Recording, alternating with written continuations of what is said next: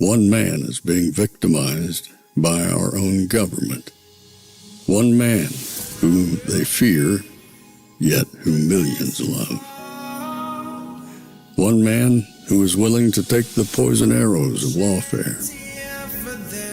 One man whose voice has been taken away by a corrupt judge operating in a corrupt system. One man who has been ridiculed and insulted. One man who refused to back down.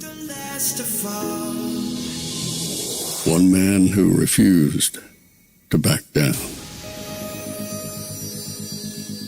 One man who refused to back down. One man who stands between us and them. One man that wants to see America protected again. One man who wants to see America prosper again.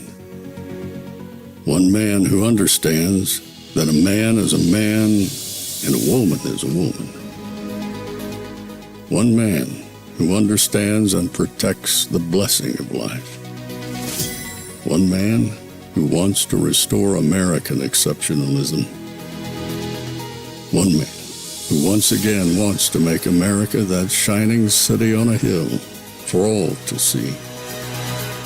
A place where all the people of the world glowingly set their eyes upon. America. One man who unashamedly wants to make America great again. That one man is Donald Trump.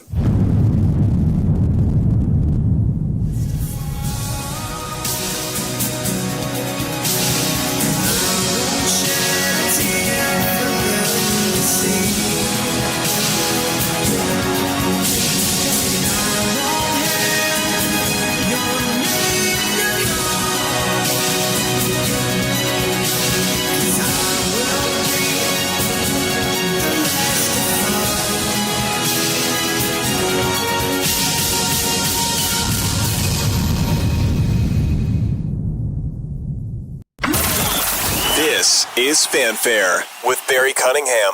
All right, there is some breaking news this morning. We're hearing reports of a shooting at an ICE facility in Dallas. We happen to have with us the acting director of ICE, U.S. Immigration and Customs Enforcement, Todd Lyons. Director, thank you for being here. I want to say, you were coming in, we were talking to you anyway. Obviously, this event has sort of subsumed what we were going to discuss. What can you tell us about this incident in Dallas? Yeah, literally, as I was coming here, we were notified that there were shots fired at our Dallas field office. Right now, preliminary information is a possible sniper. We have 3 individuals that are down at this time. We're not sure on their condition. They've been taken to the hospital. We're hearing some reports that the shooter may be down from the Texas Department of Public Safety. The scene's secure. You know, obviously right now, my hearts and prayers are going out to my officers and agents. That's my biggest concern, and as well as everyone in that area. But this just shows the violence that's being increased against ICE officers and agents. This is the second time now we've had a shooting at one of our facilities in the Dallas area. And really, it's just a sad time that we have to worry about violence against law enforcement. So you're here. You see, it's gotten to a point where you don't have to worry about violence against law enforcement. You have to expect it. But at the same time as you're expecting it, you shouldn't be expected to accept it. I know those words kind of sound very similar, but I guess what I'm saying is enough's enough. It's at a point now where we need to understand these people are playing for keeps. These people don't care about anybody's lives. They don't care who they hurt. They don't care who's in the way. If you've read anything about communism or Marxism, you know the whole ends basically helps the means in the necessary way and what they need to do. They don't care. They're going to do whatever they can to further their objective. See, one of the things where I don't think enough people, when they start looking about the ends necessary, the means, and all that kind of crap stuff, is they don't understand their objective. Robin and I were at lunch today, and I was like, do you know what their objective is? Do you understand what they want to do? You know, if you want to dress up like somebody and do all kinds of crazy stuff in your bedroom, have at it. Why does it bother you that I don't accept it? If you want to dress up and put a dog mask on and roll around in the street, why does it bother you that I don't accept it? Why is it that you want to make sure that you compel me not to accept it, but to embrace your lifestyle? And that goes for whatever lifestyle they are protesting of.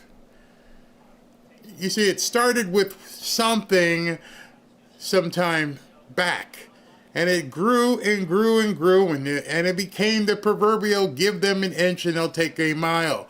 And now it's to the point where we're supposed to accept that this is just life. This is just what Democrats do. When they're not happy, they're going to go out in the streets and protest. When they're not happy, they'll try and burn things. And whatever it takes, those of you who have raised children, you understand. Eventually the tantrums get bigger if you don't stop it early. And now they're realizing, well, they're no longer paying attention to us if we're burning Teslas. They're no longer paying attention to us if we're breaking windows and lighting buildings on fire. It's not. People are going about their business. They're going about their daily lives. Yeah, they burned another building. Okay, whatever. They burned another Tesla. Whatever. There's insurance. He's rich. Yeah, let's go ahead and paint murals and block the street so nobody can get through. That's not. Nothing they're doing is making people stop and take notice. We don't care. And so eventually that kid that keeps throwing tantrums is going to keep getting worse and worse. And now they're saying, you know what they pay attention to? They pay attention to people dying. So what should we do if we want the ultimate of intention? Let's make more people die. I don't advocate for that. You don't advocate for that. We don't live our lives that way. But now they want us to accept it. Hey, if we don't get our way, you, at least at this point, you need to know. Here's what's going to happen. We're going to slither on some roof someplace. But before we do that, we're going to write all kinds of craziness on our cartridges. We're going to let you know, we don't like you. And then we're going to slither across the roof and do whatever we need to do. It's becoming normal. Just like all the other stuff that they tried to force down our throat was trying to get us to understand it's normal. I want to play sports with girls. It's normal. I want to do certain kind of drugs. It's normal. I want to sleep with this person or that person or all the people. It's normal. I hate Christians. It's normal. I hate Jews. It's normal. And now I want to slither around on the roof and take pot shots. It's normal. At some point, good people have to begin saying, we're not going to take it anymore. And unfortunately, because of the way the laws are written, it's not like we can round up posses like they did in the old days. We can't do that. But we do have a president. And I believe at this point, as I put in the title of this video, it's time for him to break the chains and go completely unleashed. We're behind him. Do what you need to do, President Trump. Do what you need to do. Anything and everything. The ends justify those damn means at this point. Let's turn it around on them and use their phrase. The ends justify the means. Whatever you need to do to put this stuff back the way it's supposed to be, do it. And I'm so pissed off. I mean, the reason why I could only do one show today is that Robin and I, as I told you guys yesterday when I was talking about prosperity, we closed on a big deal. And so we had to go down to Miami and sign all the papers and do what you do when you do these deals. And we're having so much of a good time. We're like, man, this is awesome. Look what God has blessed us with. And, oh, no, you got to be kidding me. She's like, what? And I had to hold up the phone and go, look what happened. Look what these nuts just did again. The word again needs to be underlined with exclamation points. They did it again. How many times? I mean, it's becoming so commonplace that it's becoming accepted. We're all looking around and we're saying, hey, you know what? It's been a couple days and the idiots are going to act up again. What do? Without going full Doc Holliday and just getting in the street and taking these people on one by one, what do? And that's why I think it's incumbent upon President Trump right now to step up and go, all right, yeah, we tried it your way. Obviously, just like any other child, now it's time to spank you. Now it's time, if you grew up in my day and age, now you're about to get a whooping. The hell with spanking. Spanking was when Beaver Cleaver was doing something bad. Now we're here to do a little bit of whooping. Yeah, now it's time to just let these people feel the pain. The Democrats couldn't even let Charlie Kirk be buried. And they waited. I mean, today's Wednesday. Monday, they started all over again. Everything they could possibly say. It's like it doesn't matter. So why do we keep trying to pacify this BS? Why are we playing the game along with them? I saw President Trump just actually right before we went on. President Trump responded with this. I have been briefed on the deadly shooting at the ICE field office in Dallas, Texas. It has now been revealed that the deranged shooter wrote anti-ICE on his shell casings. Let me just stop there for a second. The fact that these people are, with complete premeditation, taking the time to write messages on their casings, indicates, one, they may be copycatting. Two, they're completely bat-poop crazy. And they are being radicalized, no doubt, by the same politicians that keep saying, you got to tone it down. I'm sorry. I've been in fights in my days. I've bounced. I've done security. And I know how to assess threats before they get to become a threat, before they act. At this point, any barroom bouncer can tell you, oh, that guy's acting up over there. He's about to do something stupid. Oh, he just pushed his girlfriend. Here we go. Like Patrick Swayze said, you're nice until it's time not to be nice anymore. You guys remember the movie Roadhouse, don't you? You be nice until it's time not to be nice anymore. Well, guess what? I'm tired of pacifists. I'm tired of people who want to negotiate. I'm tired of people who want to talk it out. Now it's time not to be nice anymore. Now it's time to let people know who's in charge. Done with it. Done with it. So let's see what President Trump had to say. It has now been revealed that the deranged shooter wrote anti-ICE on his shell casings. This is despicable. The brave men and women of ICE are just trying to do their jobs and remove the worst of the worst criminals out of our country.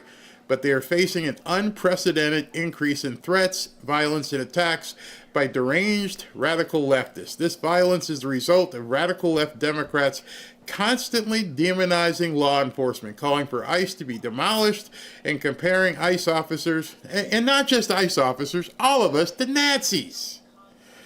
The continuing violence from the radical left terrorists in the aftermath of Charlie Kirk's assassination must be stopped. Period. The rest here, He could have left off. He could have just left it right there, stopped.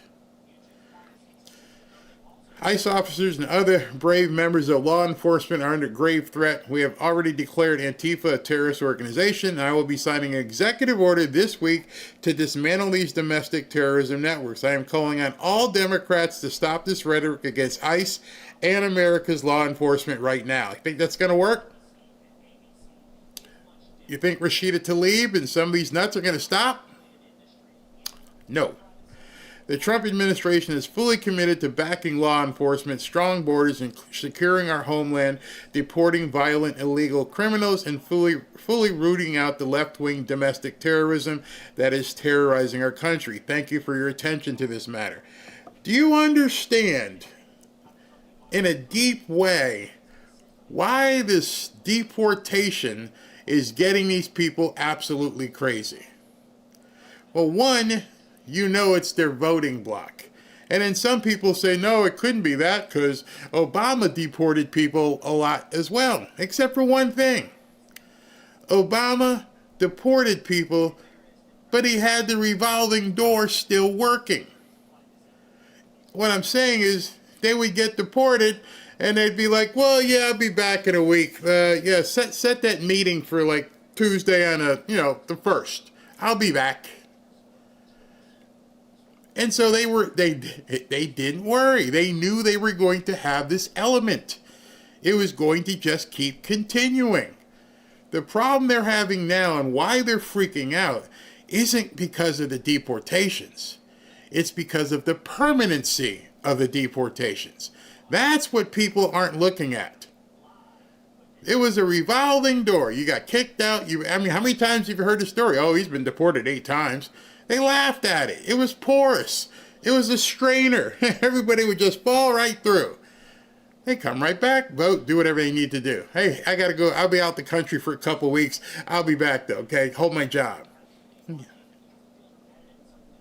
But now that the permanency of deportations has become problematic, they're freaking out. Construction companies are losing construction people because they've been hiring newcomer talent. The voting blocks are shrinking because they depend upon the newcomers. The money of bringing people back and forth has completely shrunk because of deportations and the permanency of the border. And so now they have realized we got nothing left. We don't have any protests we can do. We don't have any of that crap. All we can do at this point is start a real fight. And the only way you stop a real fight is to beat the shit out of the person fighting you. You're not going to talk your way out of somebody punching you in the face. You are not going to get me to stop if I'm pounding you in the head. The only way you're going to get someone to stop from beating you in the face or shooting you in the face is to take them out. Preferably before they get to the part where they're trying to do different things. So at this point, when President Trump says it must be stopped, do something. No more talking. These people are actually to the point where, oops, we can't say it. Don't say that we're in a civil war, except, smells like it. Sure looks like it. I'm sure to some people it feels like it. If you put all those together, what does it spell? You don't have to be a smart person. You just have to be somebody who can see. You have an enemy with a capital E that is willing and obviously at this point resourceful enough to take the ultimate step. So when you know this, when you know that they're willing to do this, what do you call it? When I had Todd Lyons on the show and we were talking about it, hey, it's going to escalate. Now it has escalated. What are you people going to do about it? Let's let him continue. The reports you're hearing at this point are coming from inside your offices in Dallas at ICE. You're hearing directly from them? Yeah, we're hearing directly from the leadership on the ground there. The building is on lockdown, building secure. Initial reports are that our offices are accounted for, but there are 3 individuals that are shot. Are the 3 individuals ICE employees? we're still working on that right now. Obviously, it's really chaotic. Dallas Police Department's been great. They're on scene. It's a large police presence there right now. It could be employees, it could be civilians that were visiting the facility, it could be detainees. At this point, we're still working through that. We do know that 3 have definitely been shot. They're en route to the hospital right now. We had great support from locals on the ground that are helping us look for the active shooter. And like I said, right before I just walked on set, I got word that the shooter is down from a self-inflicted gunshot wound. Okay, so it may not be an active shooter situation anymore. You said a possible sniper. Did this individual get inside the facility or were all the shots outside? From a preliminary reports, it looks like shots came from outside. And the victims, into our secure facility. And the victims were also outside, or were the victims inside? Inside our Sally Port area where we have our secure detainee location, inside that location. But again, it's everything. So now the news has come out that this guy was basically taking shots at the entirety of the building, not just where the detainees were. He was hoping to hit anybody. And he did. As more news comes out, of course, we found out about the bullets. We found out, he's not with us anymore. Supposedly took himself out. Coward. But this is what they do. They hide on rooftops where nobody can see it coming. We have to take measures at this point. No more, it must stop. It needs to, we are stopping is what I want to hear. Here's what we are going to do to stop it.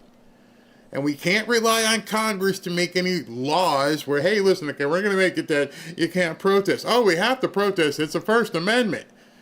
So we can't stop them from protesting.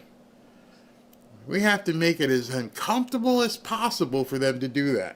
Still coming in so fast. It's just been a morning. And I appreciate you giving us the details you have. It's an unusual situation here. We're getting preliminary reports that we had not yet been able to confirm. We have the acting director of ICE here telling us that you are getting these reports directly. And you mentioned the threats that you feel are being directed toward your agents. Talk to me about that. What's the environment in general? I've never seen anything like this in my law enforcement career. I've never seen threats on law enforcement, specifically ICE, increase the way it is. We're up over 1,000% assaults on officers right now. And really just a lot of the talk that's out there, a lot of the rhetoric is just the violence directed towards law enforcement officers just trying to do their job. And we just keeping seeing an increase step by step. Like I said, we had that shooting at the Alvarado facility, which is right outside Dallas, on July 4th, where they ambushed officers in military tactical gear under the guise of fireworks. And now we have this. And it just seems like it keeps getting worse and worse, and it has to stop. It's funny when I look in the chat and I've seen some things online and people say, there's too many guns. We got to do something about the guns. Save it. You cannot disarm the people under attack. You want to disarm? Disarm the nuts.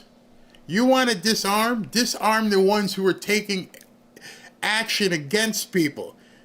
There is not a chance. And this is why everyone wastes their finger dexterity. They waste their voice. If you think for an instant, given what's happened, that anybody anywhere in this country who is a legal firearm owner is going to give up their firearm, you are absolutely bonkers. You are wasting your breath. You are wasting any bit of time telling good people that we have to acquiesce to bad people. I am sick of it. I just happened to look over and see one comment, and I looked at that one comment, it's like, oh, we've got too many things in this country. We've got to take them away from people. Shut up!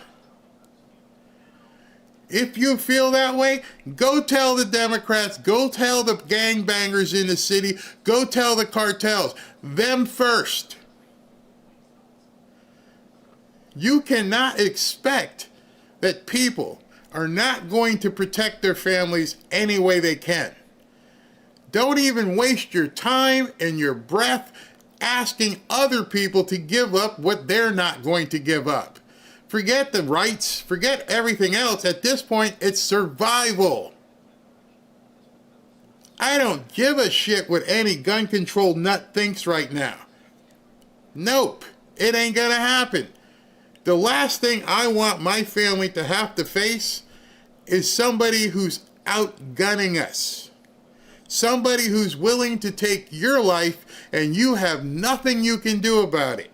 So you can skedaddle, go to another podcast, and maybe, I don't know, go down to the border, ask to talk to the cartel members, and ask them, Mr. Cartel, can you put your stuff away? We don't want that in the country. Go give your message to them. Don't give your message to good people. Good people don't want to hear it. And yes, we are the good people. We're the ones you don't want to see get together. We're the ones who have been quiet. We're the ones who sat back and go, you want to really find out? You need to go talk to the ones who are doing the crazy stuff. Take your ass to Chicago. Go ahead and go into LA, into the barrio. Go into the inner city in Baltimore. Spread your message there. And if you make it out, then, let us know how it goes. But do not expect good people to even want to hear it, not even entertain it. Don't even want to discuss it with you. Not when you see idiots slithering across roofs and doing things. That is some serious insanity. And I bet you, if somebody kicked in the door to your house or crawled in the room where your 12-year-old girl speaking, and you have to call 911 and wait, I pray for you that never happens. Or if it does happen, the people who kick in your door, you tell them, can you put them down? Man, wrong day, wrong person. You've launched a large recruitment effort. There are ads airing in a lot of different places. To what extent have you found that the atmosphere is affecting your recruitment efforts? You would think that it would affect it, but it hasn't. We've have over 157,000 applicants. It just keeps going up. There's really excitement for people that want to serve, not just necessarily nice, but want to serve in a federal law enforcement capacity, especially at a time when assaults and attacks on law enforcement are increasing. We are seeing a great uptick in our recruitment. So people definitely want to do the job. But again, it's a sad moment in time when we have to worry about the safety of law enforcement officers just out there doing their mission. One of the things, the Denver police chief, a lot of the advertisements are in cities that you call sanctuary cities here. The Denver police chief said to Axios of the ads and the recruitment effort, I think it's a terrible job for terrible pay. That's his opinion. I can tell you that's a noble profession. It's a great organization. We do a great public safety mission. And I'm proud of the work the men and women of ICE do. And I've heard you talk about some of the violence in the rhetoric, particularly you've mentioned what you call sanctuary cities. But again, this is Texas, this is Dallas right now, right, which to my knowledge isn't what you would call a sanctuary city. And there is still allegedly, or now you're confirming, violence there. Right. Yeah, it's a sad state for law enforcement, but it's not going to deter our mission. And again, my main focus today is just making sure the men and women of ICE in Dallas are safe and making sure that all across the country we're taking precautions to keep our staff safe. Okay. All right, so I'm going to shift gears because this stuff pisses me off. I'll come back to it. Hearing some of the people and their craziness they're talking. But I had an interview already scheduled before, obviously, these people decided they wanted to slide across the roof and take some shots at ICE people. I've got Kevin Demerit, from the founder of Lear Capital. I told you guys about it. Got a bunch of questions from you, the people, so we're going to segue into that. Got a quick message from one of our sponsors, and we will be right into talking to Kevin Demerit. Today's show is brought to you by Juvenon. Are you feeling tired, sluggish, or foggy? It could be poor blood flow. Blood Flow 7 by Juvenon is scientifically designed to support healthy circulation, so you'll feel energized, clear-headed, and vibrant again. It's packed with natural ingredients like nitrocyanine, I hope I said that correctly, S7, and trans resveratrol. Blood Flow 7 works by boosting nitric oxide levels, a molecule that relaxes blood vessels, helping your blood flow freely to every corner of your body. And that means more oxygen and nutrients to your brain, heart, muscles, and even those places that might need a little extra help as you age. They call it a lifting. They also use another word, but I'm not going to use that word. You know what that is? The word, it starts with an E. You know what the word is? If I ever used it, I'd be run out of town by you people. Oh, behave. Yeah. Yeah, baby. Yeah. Let's talk about the fact that President Trump incited an erection. Explanation was not they didn't like Donald Trump. They said he participated in an erection. With just one dose a day, you can reclaim your stamina, support heart health, and improve overall vitality, all without any caffeine or stimulants. Try Blood Flow 7 today and feel the difference where it matters most, inside your veins. All right, so we're going to be talking to Kevin Demerit. So if you got some questions, go get them ready. I personally, full disclosure, in addition to hosting this show, and I just noticed my Notre Dame thing. Okay, there it is. In addition to hosting this show, I am a Lear Capital how can I say, investor? Not in a company, but I buy gold and silver from Lear Capital. I always keep showing you guys these two items I keep here on my desk here. Here's a silver ounce, and this is I think it's 1/10 of an ounce of gold right here. So you can get these things in smaller amounts. We'll talk about that. But this isn't an infomercial. We're going to talk to Kevin about a bunch of different things because I wanted to turn it over to you, but obviously I had some questions as well. Kevin, are you there? I'm here. Hey, how you doing, bro? Pretty good. Do I sound okay? I'm on an iPad, unfortunately. And no, my you sound fine. It's loud enough so everybody can hear you, so that's fine. I've noticed that since the last time I've seen you, you got a little something on your face happening too. Looking very distinguished. And so, first things first, let's talk about what the Federal Reserve did. The Federal Reserve went ahead and they did lower it a little bit. And how is that going to affect the economy overall? And then, of course, the gold and silver market. Well, look, usually when the Fed decreases interest rates, mm-hmm. it's a little bit of a twist, right? Well, a lot of people say, oh, it'll be great for the stock market. That's literally incorrect. By the third rate cut, most of the time the stock market falls. They're not cutting rates because they believe the economy is doing well. They cut rates because they believe the economy or unemployment is going in the wrong direction. Mm-hmm. And if it continues and they continue to have to lower rates, that's usually not a good sign. So hate to be the bearer of bad news, but if you look at the statistics, after 3 Fed rate cuts, usually you'll see the markets down somewhere between 12 and 18%. Now, as they lower that, what happens on the flip side with gold and silver? Yeah, good question. Look, the recession helps gold and silver because it brings in uncertainty, and gold and silver are usually investments people would like to have because of uncertainty. And the second thing that helps the gold and silver market because of lower rates is that it's not an income producing investment. So when you're lowering the rates and you're making less in a CD or in a bond or something like that, then the alternative is to go into assets that do not produce an income but have stability and will increase because of the lower interest rates. Are you still keeping the projection that 2025 could see a bull run for silver? Well, yeah. It's been on a bull run, so that prediction has already come true. I mean, in 2025, what are we up 35, almost 40% in the silver market? The gold market's going to be up 50% if it goes up just a little bit more here. Which would put it as the number one performing investment for the year.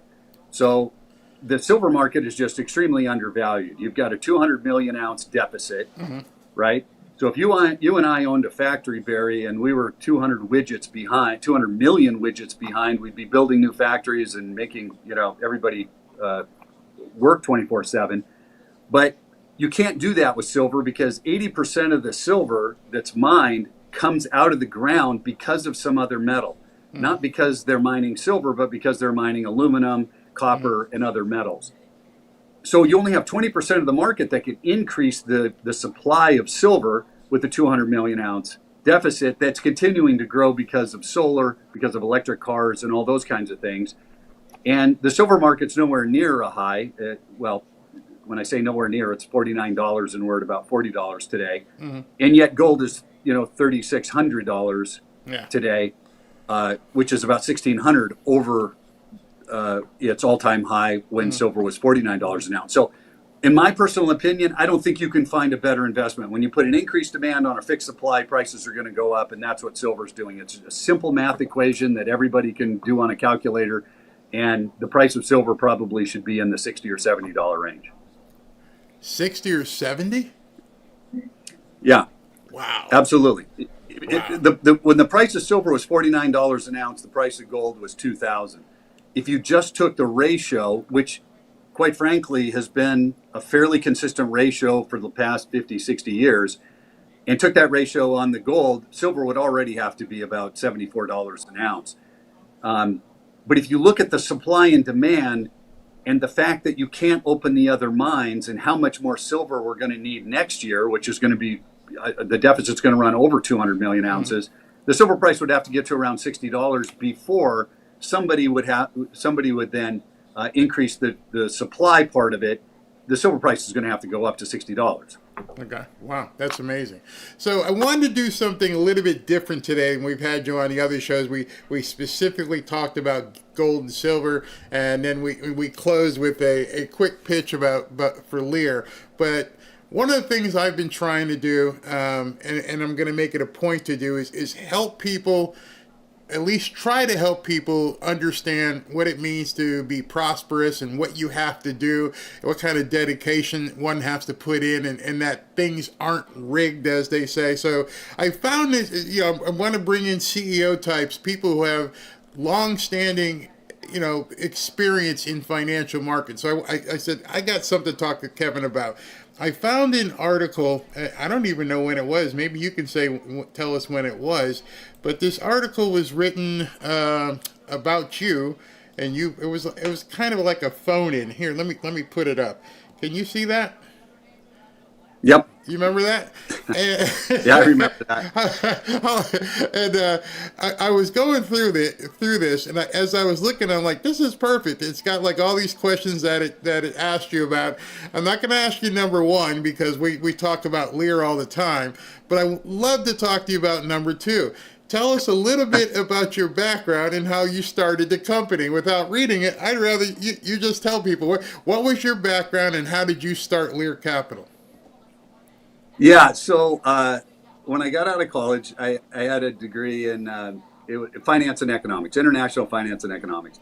And I came out to California from Montana, and I worked for a company, WFI Corporation, and we established international banks for companies all around the world that were importing and exporting goods, mostly to the United States. Mm-hmm. And the reason they would set up the banks is they wanted to issue their own letters of credit. They wanted to take advantage of tax situations off the shores of the United States. And so when we were establishing these banks for huge companies, one of the things we had to do back then was to hedge all the capitalization of the bank. So let's say the bank was a $50 million, $100 million capitalization or more. We would have to then get a currency and buy a bond or something to place into that bank for the capitalization. We would have to hedge all of that currency. Well, if you remember back then, this was 40 years ago, there wasn't a euro. So it was, the lira and the French franc and everything. It was a pain in the neck, and hedging wasn't easy. So the chore to me was to go out and find a currency that maybe everybody could agree on to capitalize a bank, and then everybody could hedge from there. So if the prices of the lira went down or so on and so forth, you wouldn't get hit. And after about 9 months of research, I came back and I said, guys, this may sound like the craziest thing ever, but I believe that it's gold. And at the time, the gold price was trading about $275, $280 an ounce. And I said, first of all, it's undervalued.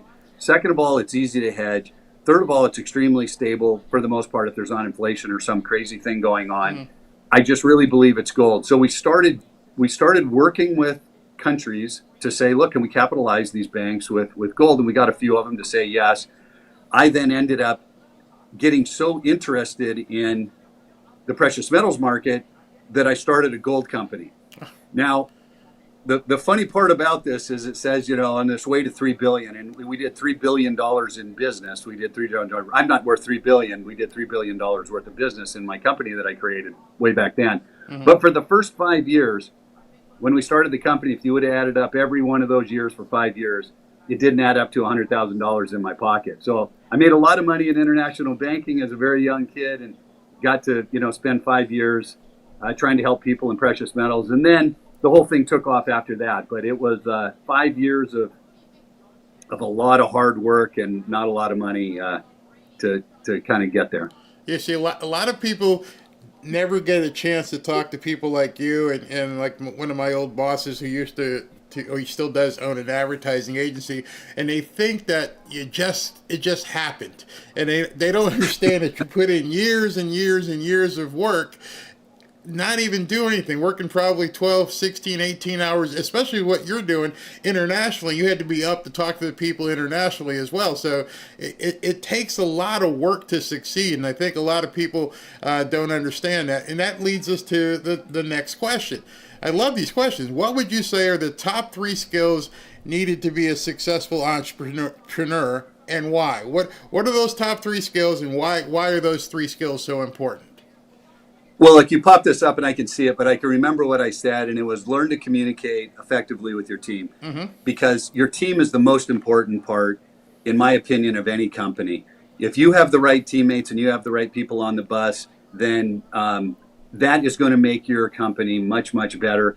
And your culture with the right people kind of all falls into place. Mm-hmm. And the second part is constantly work on your processes for hiring those people. Make sure that you just don't hire the first person through the door, because I see this a lot with companies where, geez, I just need a body, and if they can fog a mirror, I'm going to hire them, right? And it's the wrong way to look at it. You really should spend the time with those people and make sure. The thing that I would do, Barry, is I would literally write a 1-page on a piece of paper, a full page of everything that I would love to see out of that person. Here's my best wish list, and here's there's no go. I won't hire them if I can't at least get the top 3 or 4 things on my list, right? They're just no goes if I couldn't do that. It really helps you, because when you're in that interview and you know what you want, then you can go through a heck of a lot of people before you say, that's the person. That's the person that we need. So that was the second. And the last one is your customers first, mm-hmm. right? If there's a process in your customer, look at your business. Your customer is absolutely first, because you're talking, you better have the information that those guys expect from you and the knowledge and all that kind of good stuff. And every business should run that way. So I took a little piece from oh geez, I can't remember who it was. I think it was Steve Jobs or one of them. They would leave a teddy bear in a seat in a conference room. And while everybody was talking, that's the customer. So the customer's listening. We're in a conference room and our customer's sitting right here with us. Are we making the decision that's best for the customer? Wow. And we still do it today. And it helps everybody a lot, because you kind of look over and say, hey, is that the best decision for the customer? Wow, I love that. Steve Jobs has influenced so many people. The guy was absolutely brilliant. And by the way, failed a lot too, before he hit it. Next thing was, what were the top 3 mistakes you made starting your business, and what did you learn from them? And I want to add to that, what were have any of those 3 mistakes ever come back since you were back in 1999 or whatever? You're like, here are the top 3 mistakes I made, and what did you learn from them, and did any of them creep back? Oh yeah, they do. It's hard. The last one on the list, it still happens today, because I still like to kind of get into things. But look, I kind of said it before. One of the worst things I did was not spend enough time trying to hire the right people. Right. Because, boy, you can have 4 good people and 1 bad person, and that bad person causes so many problems. Spend the time to make sure that you have the right people, on your team, and get rid of them. Get rid of a person if they're not the right person. And it's not, people, when I say that, sometimes they say, oh, geez, you just get rid of them. You don't no, spend all the time in the world trying to get that person there. But as soon as you realize they're not built for that position, you are doing them just as big of a favor getting rid of them as for your own company. Right. Because that's not what they're built for. If they're not built for that position, then just, hey, look, you're a good guy. We can try to find another position, but I think it helps them. The other one was creating product. What? Creating what? Creating products. Okay. Yeah, I mean, look, there was a lot of things we tried in the gold industry. I still have this domain name that's papergold.com. So I bought this papergold.com. And basically what a guy did was he was putting the gold on the front of NASA's space helmets as a reflector. And it has to be very precise. So he took a piece of this, I don't know what it was. It's not really paper, but it bends. I might even have one. Do I have one here? No, I don't think no, yes I do. No, I don't. Well, if I had one, I'd show you. And it's basically, it folds just like a dollar bill. And you can put 1/10 of a gram on each one. And I thought, wow, this is unbelievable. You can buy 1/10 of a gram. It looks like a dollar, so it has all of these, pictures and everything you'd want on it. It'll melt right down, and you have your gold, and it was tradable. Nobody wanted it, so I spent a year and a half or 2 years on this product, and I should have taken it to the market. I should have asked, but I thought to myself, no, I've been in the industry long enough. I'm smart enough to understand what people want or not, and I couldn't have been more wrong. So that was a disaster. I don't do that anymore. I always do the product research. But the third one on the list, I still do, and it's not delegate enough. You should be able to delegate, right? Delegate down to the person who can do it, because they look at you the day later and say, you gave me this job and then you went and did it. Don't you trust me? So you have that part of it going, and then you're wasting your own time. So I try my best, but I still do it. I still get up and try to fix the computer, and the computer guy's looking at me 2 hours later like I'm I know exactly what you're doing, because I'm in the process of expanding and building out a different studio, and it was a one-man shop, and then Ashley helped me, and then I've got some mods that help, and I'm like, I'm going to have to bring in an editor. If I want to expand and take it to the next step, I'm going to have to bring in an editor. Let me ask you a question, not in those three. When you've done things, what have you allocated to put back into your business? Is there a percentage that you say, you know what, this year on my line item, I'm going to put X amount percentage of our budget back into developing staff? Oh, absolutely. I don't think there really is a percentage, because every business is a little bit different. I had a little software company for a little while, and we poured so much money just trying to keep up with what the CapEx on the software, right? Just the money to make it better and better for companies. And then you've got to have a percentage for your people.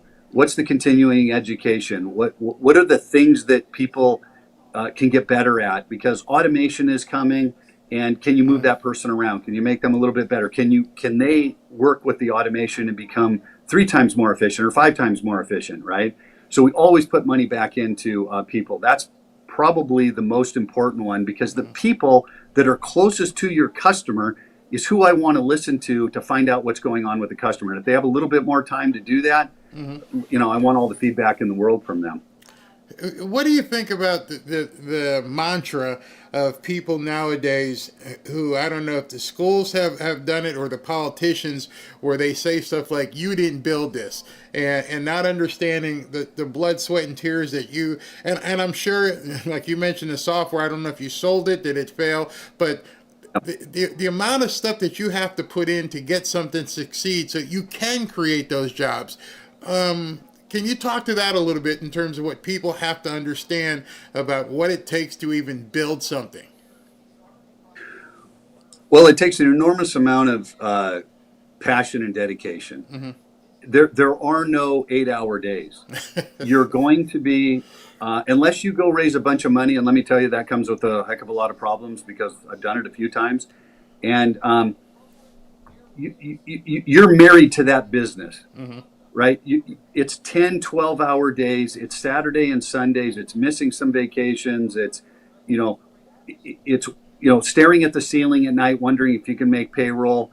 All of those things happen And the bigger the business, the bigger the problems are, right, that you're trying to solve. So when Elon Musk wants to go to Mars, you're going to have much more problems. It's a much more complicated business. It takes a lot of money.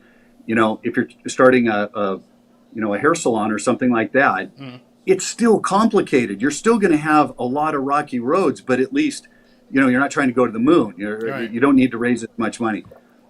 But it's one of the hardest things someone will do in life is to start something like that. It's scary. You're out on your own. I mean, maybe you have a partner, but all those things happen. And then on the other side of it, if it's successful, it's one of the greatest things that'll ever happen, right next to having a kid, right? You're like, I built that thing. I built it from a little baby, and now here it is today, and it's standing, and I'm proud of it. And, so it's the effort you have to put in the beginning is worth it in the end. But 9 out of 10 businesses fail, Barry.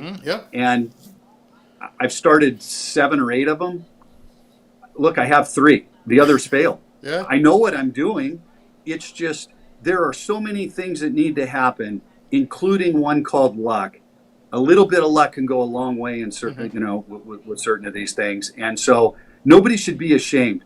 Get up, put back on your trousers, and go try another one. If that's the way you are, go try it again, because failing you shouldn't be ashamed of that. 90% of the people fail in there, and it has nothing to do. I just read a story yesterday. A guy failed and then started a business that he just sold for $1.3 billion. He literally failed and 3 weeks later started another business that was worth $1.3 billion. I don't know anybody who's become successful who hit a home run the first time out. I hear people during the whole campaign, well, Trump's had bankruptcy after bankruptcy, and I'm thinking, you have no idea how many people have failed before they hit something big. You mentioned raising money. I'm going to ask you because just like with anybody successful, you've been on both sides. You've been on the side of trying to get people to provide some investment, and I'm sure people have approached you and said, hey, Kevin, I have an idea. I'd like to do this. Can you invest? What did the people who invested in you look for, and what do you look for now when you're investing in something? The same thing I started with, people. The business plan is just a thing on a piece of paper that 9 out of 10 times is going to change. There's going to be a lot of pivoting around when you start something. It never looks exactly like you think it is going to look in the end. So your people are the most important when I'm looking at a business. Do you have the passion? Do you understand what you're going to go through? Yes, you have a plan. Do you understand that plan may not turn out exactly like you think it is, and you're willing to pivot? You're willing to kind of move around and do those kinds of things. Do you have an idea of who is coming along for the ride, right? So if they have it up and running, it's easy. You can go and kind of look at the people and interview them and have conversations with them and get a good idea. But when they're starting off, it's me and my buddy Joe, and here's our idea, and here's why we think it's going to be successful. And you listen to that passion, and you understand they're not going to know everything if they're starting off on day one. So are you willing to take some coaching? Are you willing to give some feedback without, and some of that's even easy. Hey, did you play a sport? Yes. Great. You had a coach. You listened to the coach, right? So those people are typically coachable. The military people, they're great. They're hardworking. They're dedicated. And so I look at the person first, and then I look at the business. I've told that to people many a times, is that because like you just said, when you started one of the gold, as you were doing your gold stuff, it took you years of not even taking a paycheck. And I've asked people, what are you going to do if you can't get paid for the next 60, 90, 120 days? Because if you say something like, well, I'll get a part-time job, I'm like, you're not ready. You're not ready. And people, they don't understand that. I mean, it's literally, I'm going to have to sleep and get back up and get back to work. And I'm glad you said that. How much time do you have? I don't want to, you have a... I'm good. Look, we had that interview this morning and then it got switched. So I actually have more time right now. All right, cool. Then here's the next question. If you were to start your business again, what would you do differently? Two things. And I'm going to go back to people because it literally is the most important. I would hire better people, and I would spend more time understanding how to look different than the competition. Why are you different from the competition? So I'll give you a perfect example. The piece of software that I created it was called Refer Now. We sold it, and in the old days, if everybody remembers, and I'm old, so maybe if the listeners are younger, maybe this doesn't apply. But in the old days, it would say, "Hey, refer somebody, and put in 3 people's email addresses and hit the button, and then you're going to email them from our system." Nobody wanted to do that because they were putting in their friends' email addresses and their name and sending it off. So nobody wanted to do that. So what we did is the piece of software was basically go to the site, click a button, it puts a link inside your email address, and you forward that onto your friends. Any friend you want. I'll never have their email address, but if they click on the link, they'll get a special offer and you'll get a referral bonus.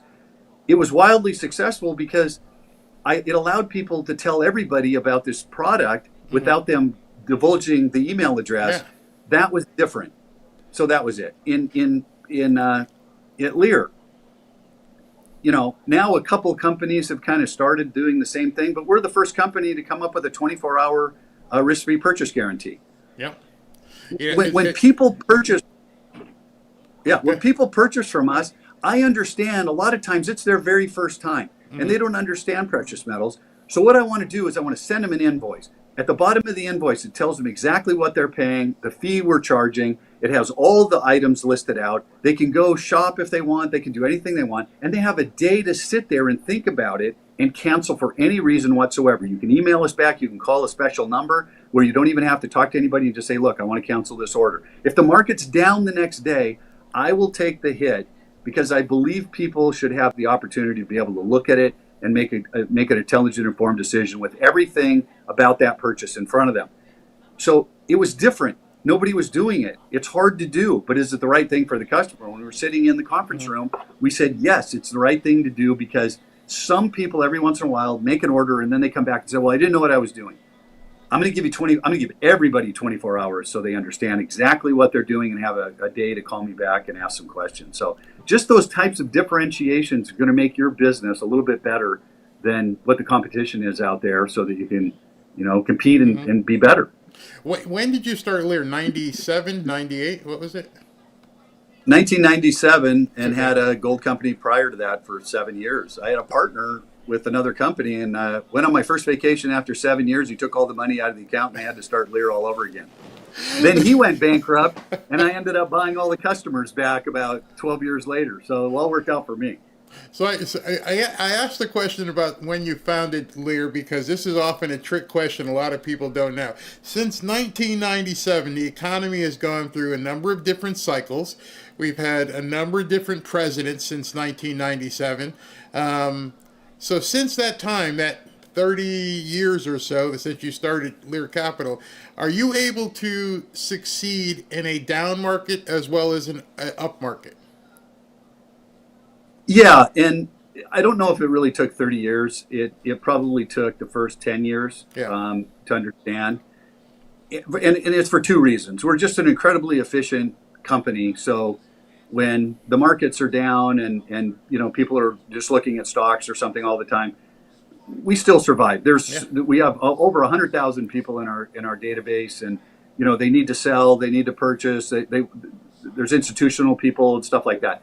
The second reason is the way that metals work is we deal in 4 metals: gold, silver, platinum, and palladium. Mm-hmm. Platinum and palladium are more industrial metals. When the economy is doing great, platinum and palladium in the beginning of an upcycle are going to be way higher. Mm-hmm. In a recession, they're going to collapse. Right. Gold and silver in the recession are going to go sky high and come down when everything's good. So we just try to help people say, look, these cycles typically last about 7 to 10 years. Matter of fact, I talk about the book I wrote on economic cycles in here. And in those cycles, if you're willing to hold for 5 or 7 years at a time, then the metal that we're going to pick for you is hopefully going to be the one that is going to take advantage of that cycle. Right now, it's gold and silver because it looks like we're at the peak of the market, everything looks expensive. So we're probably closer to a recession than we are, a lot more growth. But when the market hits by 2008 and everything falls, you had palladium down at $380 and went to $2,700. Wow. So wow. we just want to help people take some money off the table at the top of a market, either buy some stocks or move it over to a metal that's undervalued at that particular time because of the way the cycle is set up. Right. So you have this here. It says, "What is your favorite quote?" And you said, "Success is not final. Failure is not fatal. It's the courage to continue that counts." And before you respond to that, it's these next three questions all dovetail off of that same quote. What valuable advice would you give to new entrepreneurs, and how do you personally overcome fear?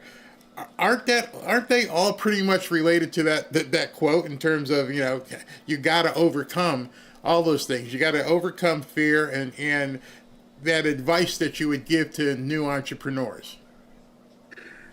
Yeah, it does. I mean, that quote, why it kind of hit me is because I have failed before. Look, you're in the real estate industry, and we have a fund that completely separate from Lear that lends to people. The person on the flip, the buy and flips, the guy I like to do business with is the guy who already went bankrupt one. That guy understands why he went bankrupt, hopefully, and he's not going to make the same mistake. He's not going to get over leveraged. He's not going to do this. Learn from your failures. That's number one. But and there's going to be a lot of them. I mean, I still fail today. I keep making mistakes, but I don't try to make them twice. Right. The second part is, don't be afraid to fail. I encourage it. That's where we learn. I failed in a business, and I didn't fail on my first one. And you know what? I should have.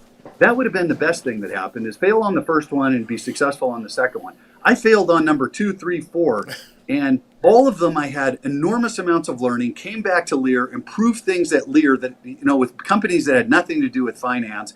And then we started Wilshire Finance Partners, and it's been extremely successful, with lending. We just started a conversational voice AI. It was profitable within, 7 months. Wow. It's fantastic. So, but the failures that are in there, people get so caught up that they're going to look bad. Nobody's going to remember your failure when you're worth $100 million or $50 million or 10. They all think it just, happened overnight. Yeah. They don't understand all the failures that had to happen along the way. Don't take them personally. Starting a business, running a business, it's really tough. And if you fail, do not let it get you down, right? Learn from it and just go right on to the next one.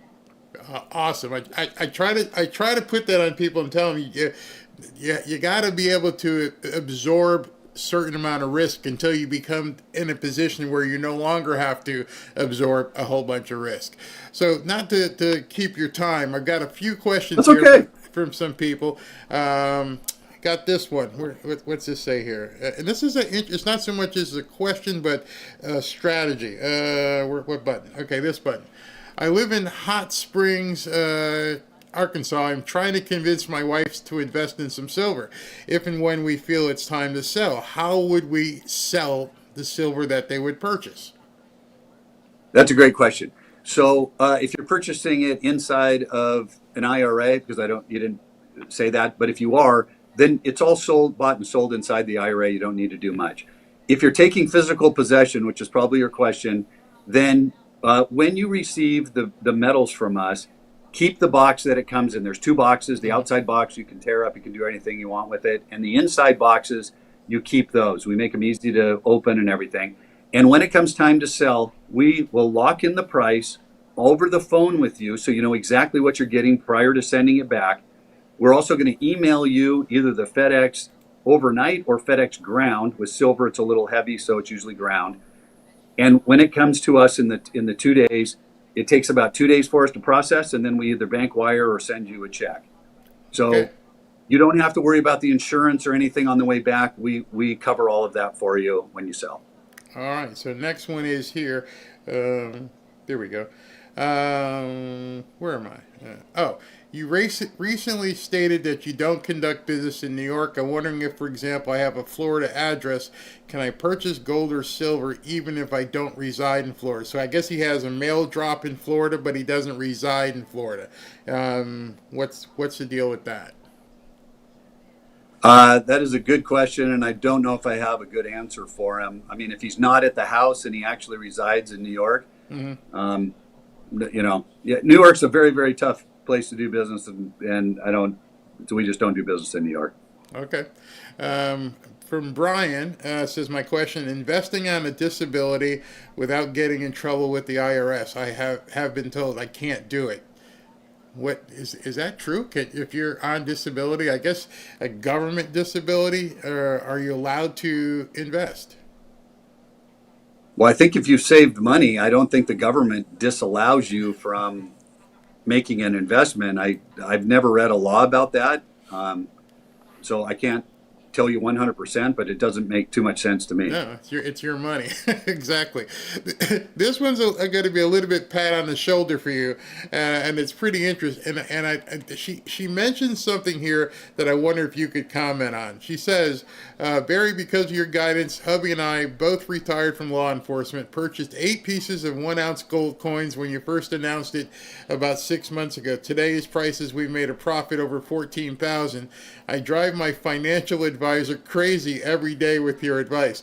Why would a financial advisor be going crazy for you buying gold or silver? Well, because if I had to guess, the financial advisor's on the monthly, how much money do I have under management? And now we've taken some money out from his management, and she gets the management, and there's no management fees. And Barry, we work with a lot of these RIA guys, and they're like, "Hey, look, I'm not going to recommend gold to my customer unless you're going to purchase. I can purchase it with you, and then it's under my management." Okay, fine. At least people have some gold, but he's missing out on his 1/4 of a point or 1/2 a point or whatever. That's, if I had to guess, that's probably the. Okay, so it's a commission the guy's not getting. That's why he's like, no, don't do that. Buy it through. Yeah, and you know what? There's great guys out there. Look, we're not financial advisors, and honestly, I'm not smart enough to be one because I don't have the ability to understand 3,500 different stocks and mutual funds and exchange traded funds, and some of them, offer trust services and everything else. And I'm like, hey, look, I'm smart enough to understand the metals market and 4 metals. That's where my expertise ends, right? Like I have a financial advisor, but a lot of them are good guys, but the guys who, you shouldn't invest in gold because it's not underneath it. I don't agree with them. I got this one.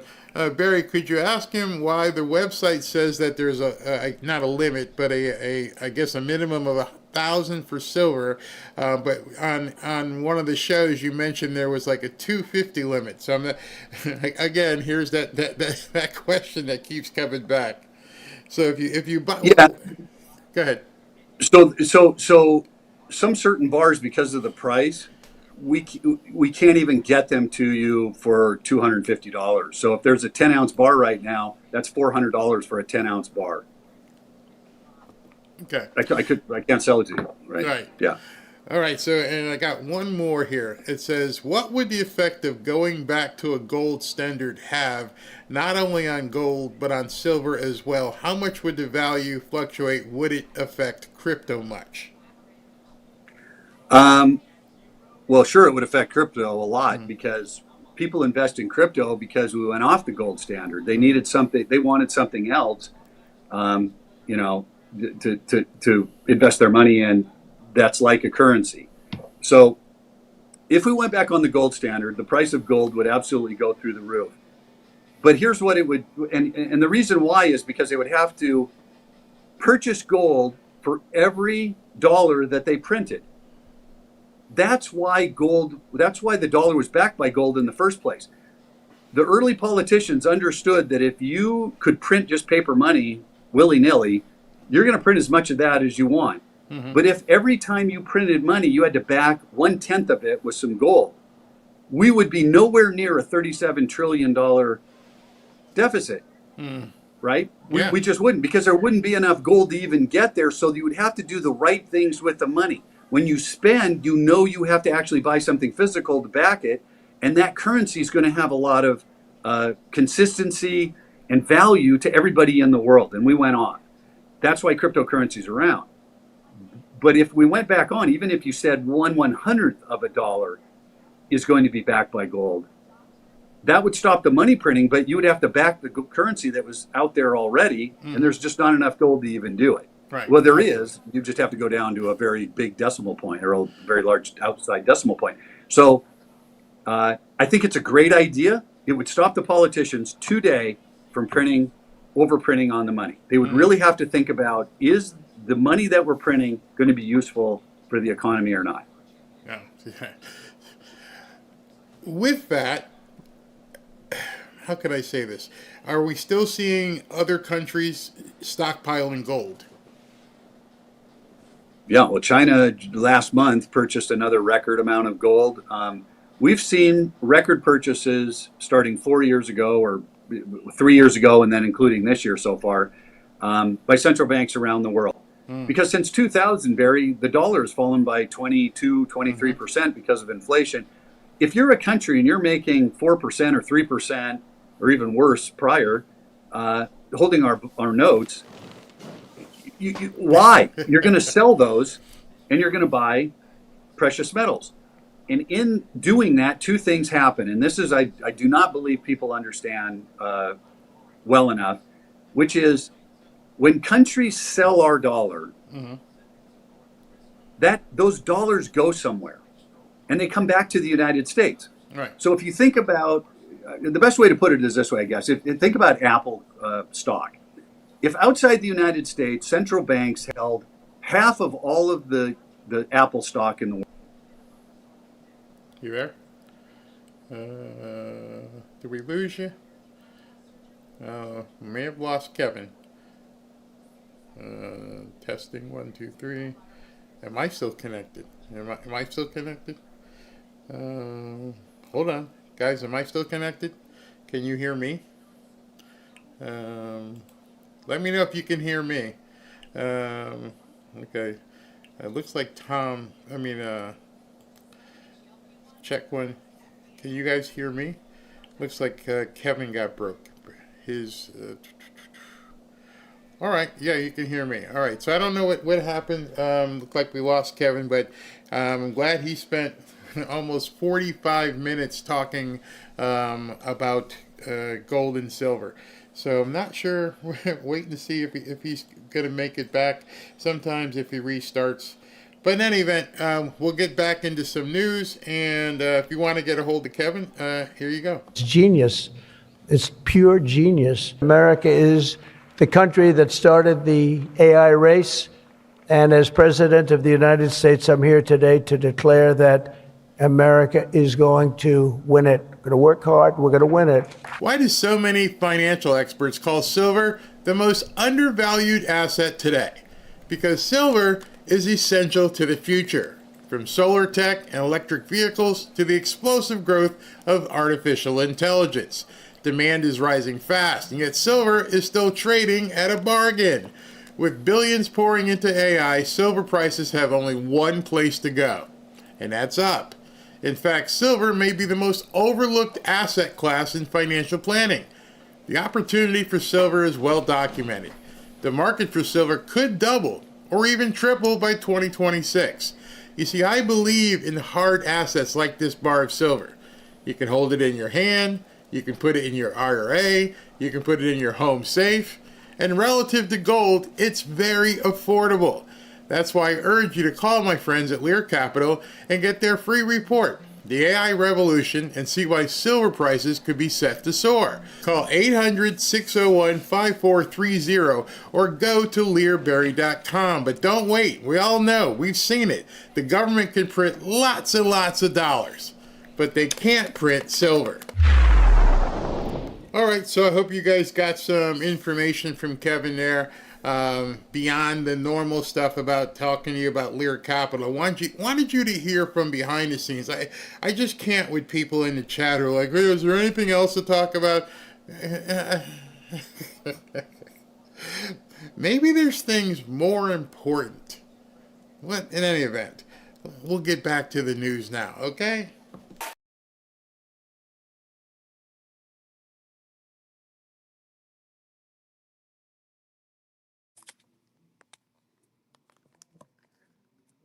Kind of got zapped there, but thanks for coming back. I just played a quick piece for Lear Capital before that, but is there anything that you'd like to tell people? Because we're pretty much done. That was it. I had all the questions, but to allow you to close on your own.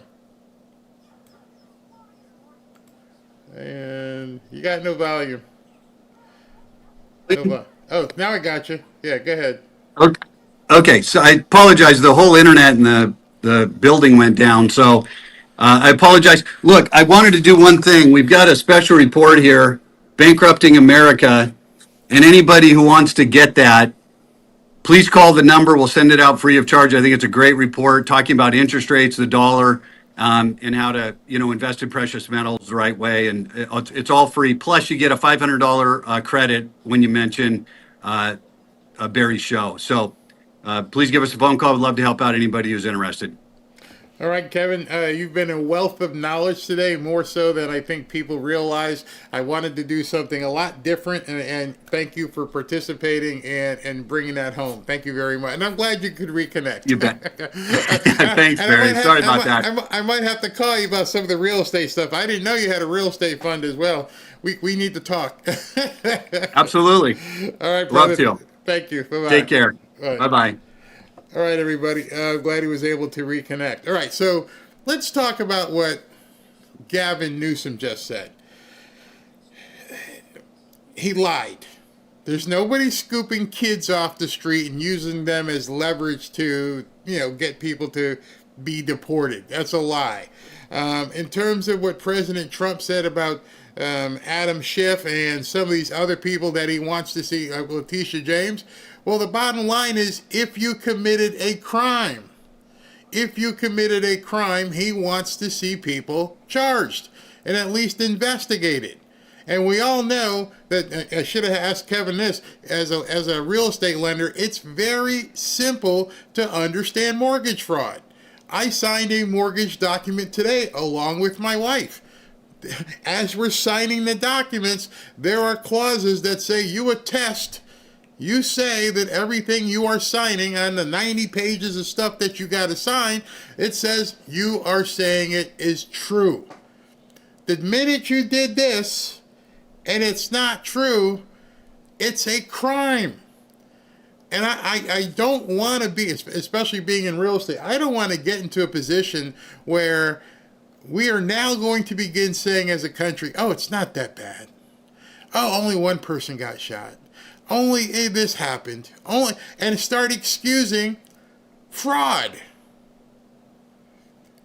If we get to that point, as I started to show, where everybody is now going to accept or put a little asterisk and say it's not that bad. It's okay. It's a little bit of mortgage fraud. What's the big deal? I'm black. I can do it, right? That's exactly what Letitia James is saying. Now, I'm going to give you a little bit of a heads up because it's been on the news today, and I don't know if or when it's actually going to happen, but somehow it got leaked today that James Comey is about to be indicted. And so you can expect over the next 3-4 days, what you're going to hear is Trump's going after his political opponents. Did he do it? Is there evidence? Did a grand jury indict him? You see, President Trump can't arrest anybody. President Trump can't do anything to any third party. And Pam Bondi at this point can't do anything. She would have to bring the information to a grand jury, and the grand jury would look at it and go, yeah, something happened. Yeah, go ahead and indict them. And then you get your day in court. When the Democrats start chirping, they start talking about how you're going after your opponents. The person who's going after you or your opponent or your colleague isn't Trump, isn't Pam Bondi. They're missing a key step there. The person who's going to put you in trouble is a grand jury. A grand jury is going to look at what the state or government has to say, and they're going to go, yeah, okay, indict. And at that point, when they agree on the indictment, that's when the ball starts rolling. It's not Trump. It's not Pam Bondi. Notice they don't ever say that in the news. They never come out and go, the grand jury, they're using the grand jury against me. That's what grand juries are for. The grand jury is there to make sure that President Trump isn't going after you without relative evidence. So when you take a step back as you're listening to television or your libnut friends and they say President Trump is going after X, Y, or Z, tell that liberal friend, President Trump's not the one indicting him or her. President Trump or Pam Bondi, they're not doing it. If we believe in our Constitution that we are up to a jury of our peers, it's a grand jury that's putting you in handcuffs. Not Trump, not Pam Bondi. If Pam Bondi goes to the grand jury and the grand jury says, no, I don't see enough here. Nope, that's not going to happen. Well, if that's what the grand jury says, then you got nothing to worry about it. But I challenge you anywhere to see any of these people mentioning a grand jury. All of their conversations will be about Trump and Pam Bondi and Kash Patel with his hit list, but they leave out that big chunk. Every single one of these people, including President Trump, were indicted by a grand jury. And then, you go through your trial, and if you didn't do it, you didn't do it. See, what they're concerned about is everybody knows you can indict a ham sandwich. You've heard that over and over. What they're concerned about is that it's going to cost you millions. You didn't have any problem indicting President Trump all over the country and making him pay, lawyer after lawyer after lawyer. Didn't have any problem with that. Did almost nearly bankrupt Rudy Giuliani. All these people, it's either pay up the money for the legal fees or you become like Jenna Ellis and just try to turn. It's the money they're worried about. And now with no USAID and no NGOs and all this other stuff that was funding their legal fees, what happens when Letitia or James Comey gets indicted, they're watching. They're watching where the money's coming from. That's a big difference. Well, Governor, thank you so much for being here. I appreciate it. Governor Gavin Newsom. I view it as very dangerous. It is right out of the authoritarian playbook, Willie. I mean, this is, this is point 4 of the authoritarian playbook. Silence your opponents. Cripple the media that doesn't give you the slavish attention and agreement that you desire. Use the power of the government to go after corporations and individuals. I thought, Jimmy Kimmel did an excellent job last night in, being very emotional, actually, about that moment for him and how he felt misunderstood. You can tell it's really bad. You can tell the Democrats are really, really worried. If they weren't worried, they wouldn't be dragging out Obama, Michelle Obama, and Hillary. That's how worried they are. Like, why in the hell did they take Hillary and pickle her up and make her come out here and defend Jimmy flipping Kimmel? He's supposedly just a comedian. Who the hell cares? And did they ask her about Google and YouTube doing some crazy stuff because Biden made him? No. But Jimmy Kimmel, Hillary Clinton, that's who you had to bring on? And he certainly didn't want to hurt anyone's feelings. But on the other hand, standing up for free speech. I've said a million times, good Lord, the things that have been said about me, the lies that have been propagated, if I had only known, I could call up the FCC chair and say, take this person off the air. Get that person out of my sight. Off with his head. Yeah. I'm just looking at Joe. Off with his head. Well, I don't know if Hillary actually did that, but there's a little bit of a rumor about what Hillary has done over the last few years. 20 years? I don't know. Some guy named Seth Rich might have a thing to say about that. It kind of disappeared. No one was allowed to know. No one was allowed to look into that. And she's so flippant about it. It's a joke. The Democrats now, they bring her out. They expect you to embrace what she says. They expect at least the noodle noggins that watch Morning Joe to just understand it's a big, giant movie being coordinated and directed, and now it's time for Hillary to take the stage. How bad must it be that you got to reach into the closet and bring out this crypt keeper? This is who you want to bring out? And as she's talking, you wonder how the lightning bolt didn't hit the studio? What? Yeah, what? I've done nothing but... And I'm proud of the fact that we have always been a work in progress. You know, we haven't gotten to the more perfect union, and we fought a civil war over part of it. And why do you think she brought that up? She's an attorney. She is a former candidate. She's a very accomplished intellectual. And she chose to use civil war. Yeah, we fought a civil war. We? People have been protesting, you know, for hundreds of years that, you know, things were not as they should be given our ideals and how we should be moving toward them. So, whose ideals? When they say stuff like that, I'm one of the ones who sits back and goes, whose ideals are you talking about and how we should be moving forward with them? Because I'm pretty sure my ideals aren't the ideals that she's talking about. She's going to tell you really quickly which ideals matter and which ones don't. I think that's what makes us so special as a country.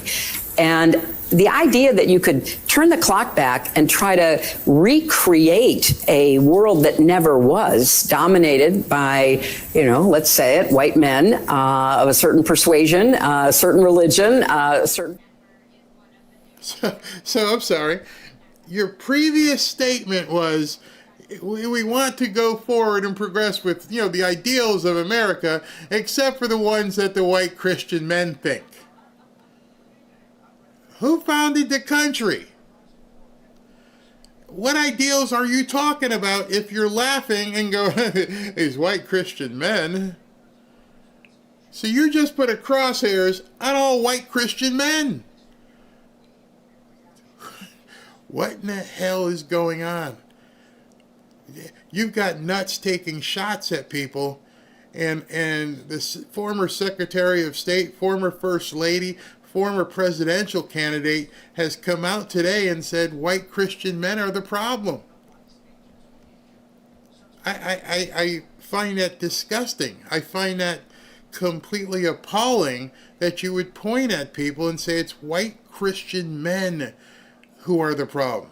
You've gone further now. It's not just deplorables that follow Trump, not the homophobes and xenophobes. It's white Christian men.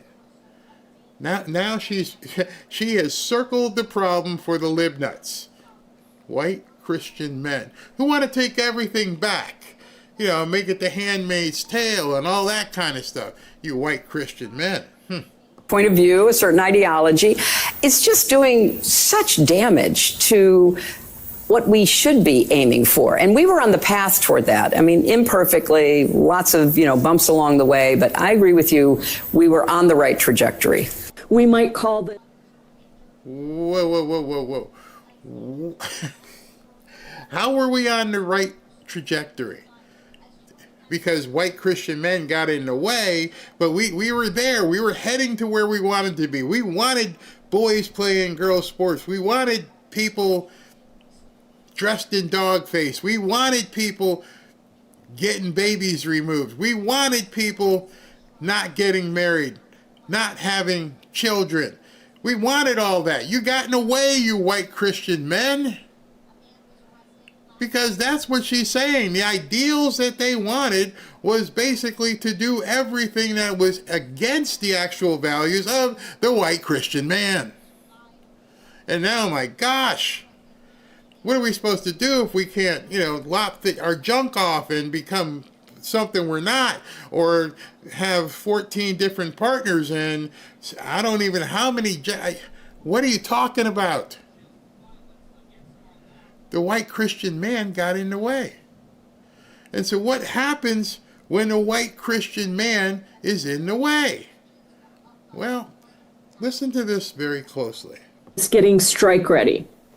I think of it as getting us strike ready or street ready.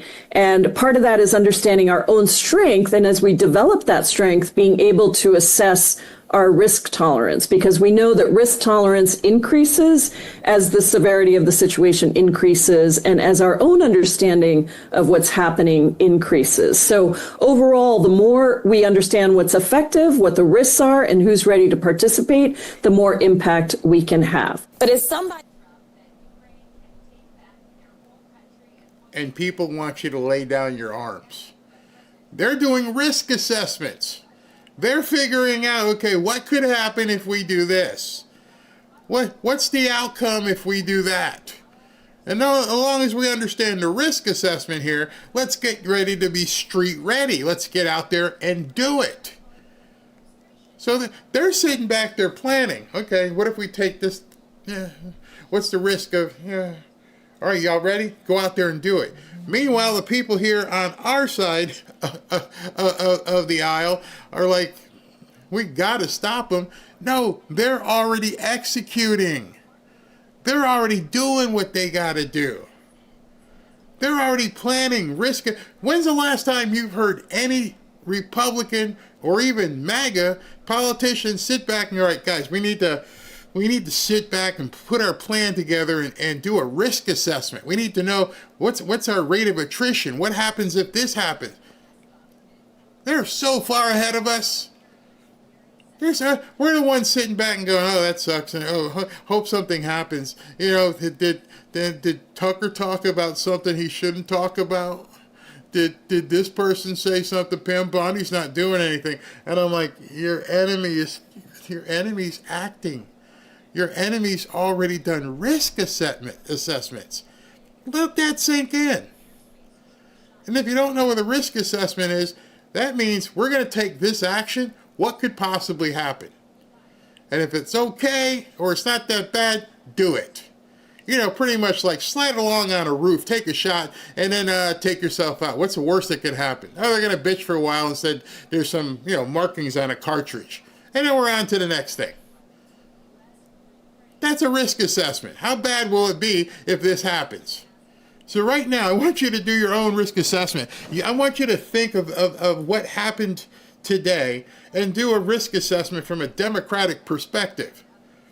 All right, so we're going to put you up there. Yeah, you're going to take some shot. Yeah, and then either they're going to take you out or you're going to take yourself out. Okay, yeah. And then what happens? Well, then we can go on television and say, oh, yeah, take guns away. So what's our risk? Well, we really don't have one. Nobody's coming after us. Oh, really? Yeah. So we can just keep doing this? Yeah. So you mean we can do this to Charlie Kirk and just play it off like it's no big deal afterwards, right? Yeah. Yeah, nobody's coming for us. Nobody's saying we can't be stupid anymore. Nobody's saying we can't protest. Are you guys aware of what's going on in Eugene, Oregon? They're breaking up and getting ready to bomb the ICE facilities up there. What are we doing? Oh, Tucker should have said this. Candace Owens shouldn't have said this. Blah, blah. And like, these people are doing risk assessments on plans they already have ready to execute. And they're street ready. She just said it. And Hillary's going out there and going, yeah, it's these guys, the Christian white men. And I'm thinking to myself, it's over. It's time to stop. I can't even imagine where these people's minds are at this point. Whew, crazy. Who understands history When I see ICE, I see slave patrols. Now, I never lived through the slave patrol period, but if you know the history of policing in this country, then you understand that they were born out of slave patrols. Inspired? I'm sorry, Jasmine. If you if you know what you're talking about, you're saying that ICE was born from slave patrols, that you don't know what a slave patrol is because you were never a slave.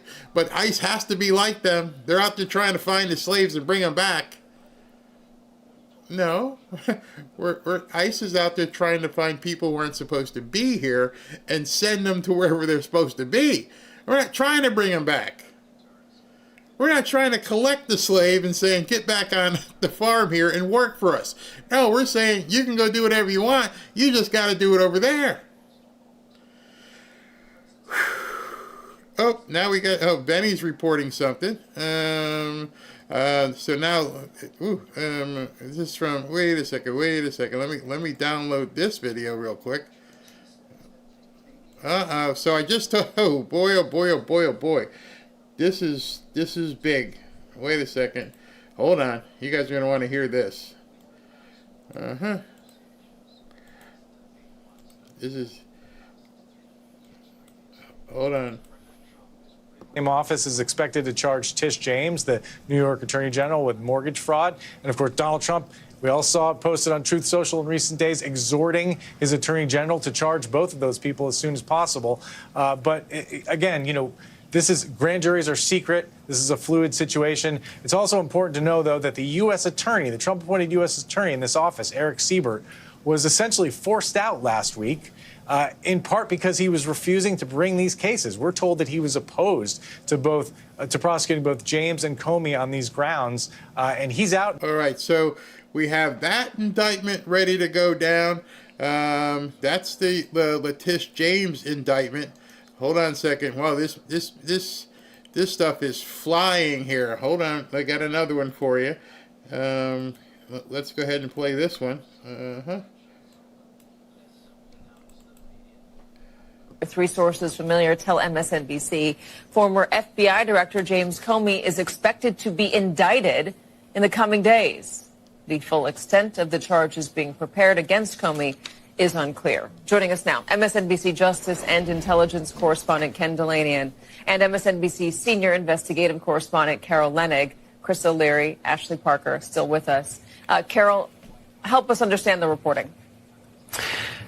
So, Katie, we have some sources who say that for several weeks now, the U.S. Attorney's Office in the Eastern District of Virginia, and actually in offices that are potentially much further south than Alexandria, have been eyeing ways to indict Comey, and they are getting very much closer. The statute of limits, rephrase, they are arguing that Comey, there is evidence to suggest Comey lied to Congress in his testimony on the Hill in September of 2020. And for viewers out in the audience who may not be legally as nerdy as me and Ken, I'll just say that there's a statute of limitations to charge people with the crime of lying to Congress or perjury, and that's 5 years. The 5-year statute runs this month. So what exactly is... No wonder we're seeing this rise in manic activity. So those two came, both those pieces came from MSNBC. So they are now announcing that at any moment, imminently is the actual word, imminently, Comey and Letitia James are both Big Letty. They're about to get indicted. And I'm just telling you right now, all hell is going to break loose. You think it's bad now. Oh, man, all hell will break loose. I can't even imagine. Are you guys understanding what will happen? I want to say if. Not many times I'm speechless. But I'm telling you right now, when, I'm not going to say if, when Letitia James and Comey get indicted, be ready. Be ready. Make sure your car's gassed up. Make sure you got food. venture, don't get around big crowds. They are going to go ballistic. They're going to go ballistic because now they know it's Ness and Dorma time. It is actually going to be happening. They know if Letitia and Comey go down, the rest are coming. They're just doing these ones quicker because the statute of limitations is probably going to run out. And so anybody who's done something within the last 5 years, when the statute of limitations runs on certain crimes, those people right now, their butts are puckering. And it's going to cost them millions. And they have no way of getting it because at this point, USAID is closed. Wow, wow, wow, wow, wow. Lori says, I saw the video of fencing going up around the White House. Maybe that's what, I don't know if you saw the video that Dan Scavino put out. Dan Scavino put out a video, and it was the Ness and Dorma song. So you now have, and maybe that's why you have advance notice. Maybe this was a strike-ready announcement for the left. There's a reason why it came out on MSNBC. There's a reason why they're letting people know it's coming. Because how would they know? How could they possibly know what's going on with the grand jury? Somebody has let them know, which is probably the people who are going to be indicted. And you're probably thinking to yourself, well, Barry, how would they know? Well, because attorneys have been told. Well, it looks like get your stuff in order because we're coming to lock you up. And of course, now it all begins. Now they're out there sending out the messages and missives and saying, get ready. And so understand, it's about to get nuts. Somebody's like, I'm about to stay in Florida for a while. It's the safest state in the country. Yeah, you might want to stay down here. Wow, I'll keep you posted if I see anything else pop up. Be ready. They're ready. You need to be ready. All right, this is, where did I leave off with this stuff? I'm not going to play that anymore. Let me change this. Okay. Fox and Friends, is there any other information you have gathered that you could share with us now? Dana, we want to give you guys as much information and the American public as much information as we possibly can, but details are very much still emerging. Right now we're praying for our law enforcement, for the detainees, and for the local law enforcement who is also on scene. We know that there were 3 fatalities, potentially detainees, not ICE law enforcement at this time, that there have been other injuries, and some individuals are in critical condition, and we'll get you that information as soon as possible. As far as the shooter goes, there was a self-inflicting gunshot wound, and he is dead. He's deceased. We believe that he was shooting at law enforcement and the detainees from an apartment building. Again, those details are still murky. It looked like it might have been a sniper or some sort of a long-form shot, but as soon as we have more information, we will give that out. But we do ask the American public, please join us in praying for the victims, for our law enforcement. We've been saying for months that the rhetoric around our law enforcement, particularly ICE, the dehumanization, the demonization, has spun so far out of control, and that someone is going to get hurt or someone's going to get killed. And we hope that's not today, but this must stop. And I do have to know, almost a month to the date, at this Dallas ICE field office, we actually had a bomb threat there, a viable bomb threat. So we know that there has been really out of control rhetoric and threats against them. And please join us in praying. Trish, we take your message to heart. Thank you for that. Let's try and work through it piece by piece. Okay, so as the pieces have unfolded throughout the day, the bottom line is this guy, again, a lone wolf, has crawled up on a roof across from ICE and decided he wants to take a shot. We know that at this point it looks like Comey, possibly Letitia James, are going to be indicted. You get the feeling we're getting to a feverish pitch right now. I mean, we're talking it was September 10th when Charlie got killed. So we're looking at 14 days, 2 weeks. Yeah, it was a Wednesday the 10th. We are 2 weeks away from Charlie Kirk being killed, and all we've seen is a continuing ramping up of things. There's been not even a speed bump in terms of the rhetoric and what the left is saying. And a lot of people at this point are just over it. This is what, what's her name? Kristi Noem had to say. For months, we've been warning politicians and the media to tone down the rhetoric about ICE law enforcement before someone was killed. These horrendous killings must serve as a wake-up call to the far left that the rhetoric about ICE has consequences. Comparing ICE day in and day out to Nazi Gestapo, the secret police, and slave patrols has consequences. The men and women of ICE are fathers and mothers, sons and daughters.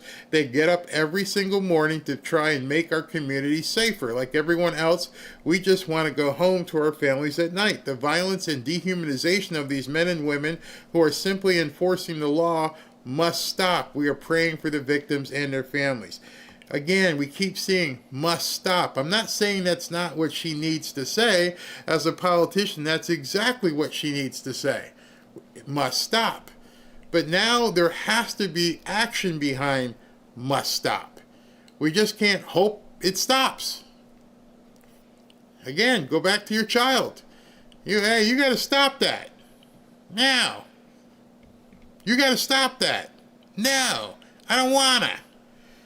And eventually, the only way that kid stops doing whatever they're not supposed to be doing is for mom to warm up the hand and pop, pop, pop.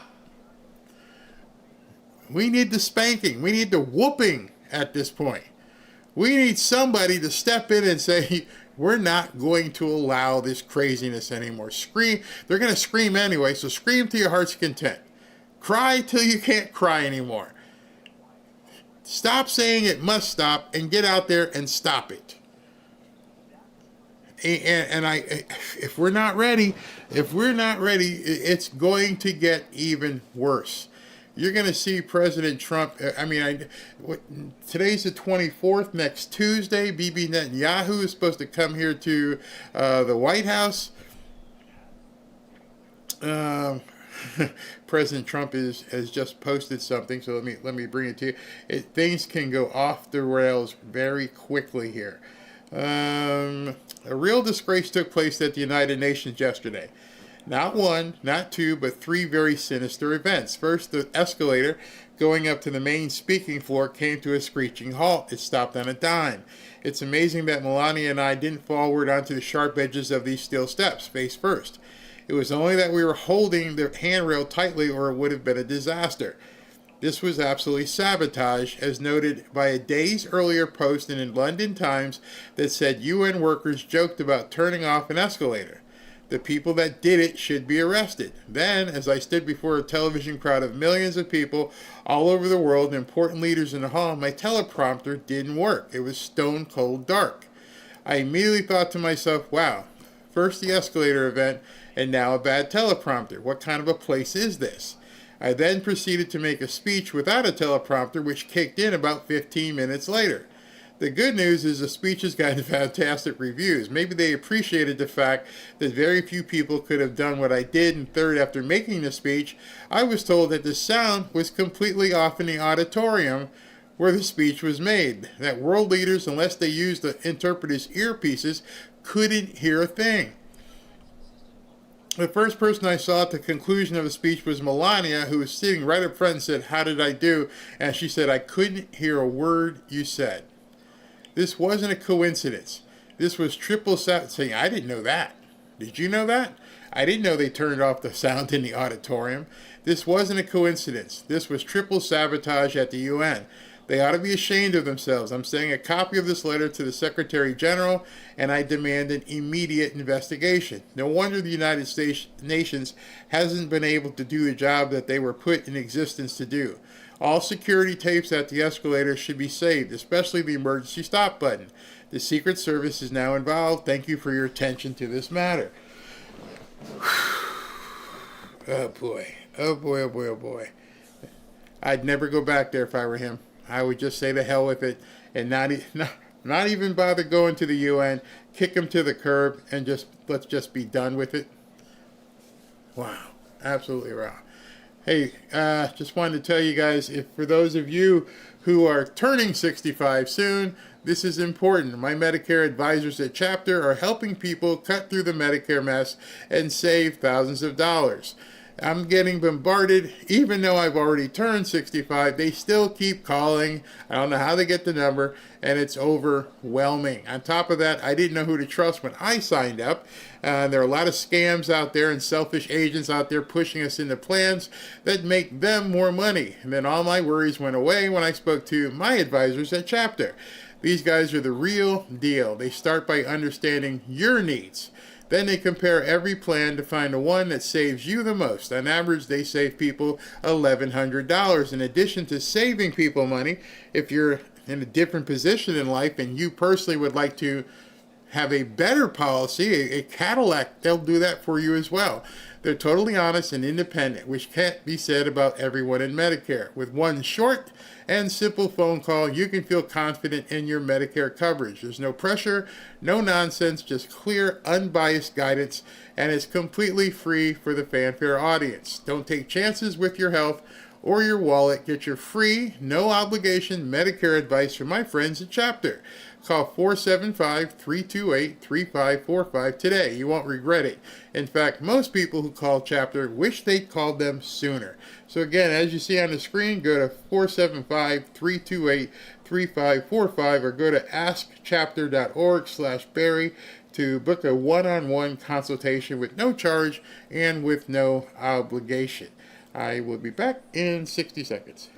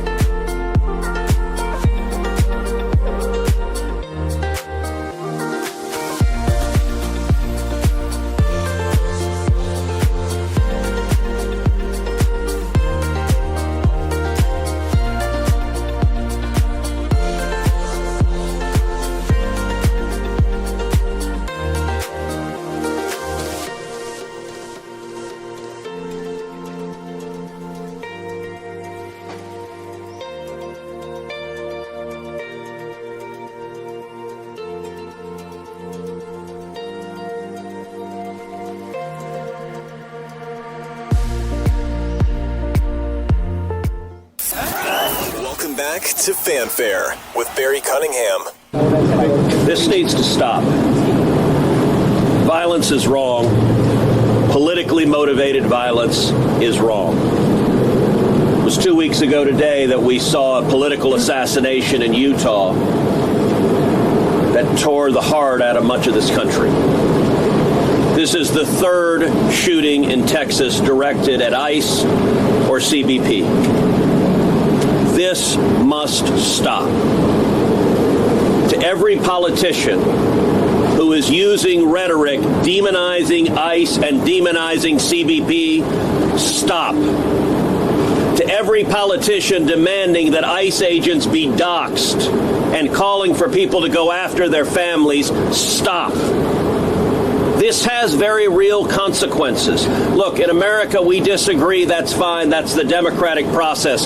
But your political opponents are not Nazis. We need to learn to work together without demonizing each other, without attacking each other. And I want to say thank you. I want to say thank you to the brave men and women of law enforcement. I want to say thank you to the brave men and women of ICE and CBP and everyone who puts their lives on the line to keep us safe. The divisive rhetoric tragically has real consequences. I hope that every one of us will pray. Number one, for the safety of law enforcement that are risking their lives to keep us safe. Number two, for the health of those who were shot and injured today. We still don't know the full details of who was injured, but for the families also of the victims of this shooting. Violence has no place. It is wrong. And we should come together. If we want to have a debate about immigration policies, we can do so in the halls of Congress without demonizing each other, and especially without demonizing the men and women who every day put on a badge and go risk their lives to keep us safe. And we should not be putting language out there that inspires madmen to commit evil crimes. Our prayers are with the men and women of law enforcement, and we ought to come together and have some decency across the political aisle to say this violence is wrong and it needs to stop. Every single ICE agent who's engaged in this aggressive overreach and are trying to hide their identities from the American people will be unsuccessful in doing that. This is America. This is not the Soviet Union. We're not behind the Iron Curtain. This is not the 1930s. And every single one of them, no matter what it takes, no matter how long it takes, will of course be identified. So, Senator Cruz, it's obvious at this point that your opponents, your adversary, doesn't care that you're saying stop it. They're actually out there saying we are not only not going to stop it, we will not rest until they are all identified. Until every single person in ICE is doxxed. How do we coexist with these people? How do we not understand and accept at this point that we are indeed in a civil conflict, if not the full-on blown civil war? How? When people are crawling across roofs and taking shots at people, and there's no repercussions on the Democrat politicians to keep saying all the crap that they're saying. They don't care. They don't care if I die. They don't care if you die. All they have is the ends must justify the means by any means necessary. And as, what was her name, PayPal over there, what she said, we got to be ready, we got to do our risk assessments. Well, the risk assessment is pretty simple. If these idiots listen to us and do stuff, nothing happens to us. We can have them do this all the time. At this point, I want you to sit back and consider yourself like a general. And you're like, okay, let's do a risk assessment. What's happening to us, our organization? Nothing. They are acting in complete impunity. And all we can say is, please stop. And they're looking you in the camera going, no, not only will we not stop, we're going to go as far as we possibly can until you make us stop. And I am not advocating for you to do the same thing. I'm advocating for President Trump, the guy I voted, to say, that's it. National Guards deployed. You're not going to get anywhere near ICE facility. You're not going to get anywhere near this place or that place. We're going to patrol subways. We're going to patrol football stadiums. We are not going to allow it anymore. You want to protest? As soon as you throw the first Molotov cocktail, as soon as you break a window, you're going in jail and you're going to be tried as a federal combatant. We now need a responsive force to everything they're doing. A responsive force ready to act. Because just saying, I hope it stops, ain't cutting it anymore. And they're looking you right in the eye in the camera and going, we don't care, we're going to keep going, and now we're going to make sure these Christian white men, and we're going to make sure every one of these, ICE people, we find out who they are, where they're from, and where they live, and you can't stop us. Oh, can you guys please stop? No, they're not. They said that immigration enforcement, you know what they said? That immigration enforcement had detained a 5-year-old autistic girl in order to get to that girl's father. Turned out that story was a complete fabrication. It was a complete dishonest lie. But when you go around and lie about our law enforcement and you tell them that they're mistreating 5-year-old girls, what do you think is going to happen? When Democratic politicians incur doxing, when they encourage us to unmask ICE enforcement officers, what do you think is going to happen? When the mayor of Los Angeles encourages violent protesters to get in the face of our law enforcement, what do you think is going to happen? What's going to happen is political violence, and political violence has gotten out of control in this country. We got to stop it. We got to condemn it. And that starts, unfortunately, at the very top of the Democratic Party. If you want to stop political violence, stop attacking our law enforcement as the Gestapo. If you want to stop political violence, stop telling your supporters that everybody who disagrees with you is a Nazi. If you want to stop political violence, look in the mirror. That's the way that we stop political violence in this country, and we've got to do it.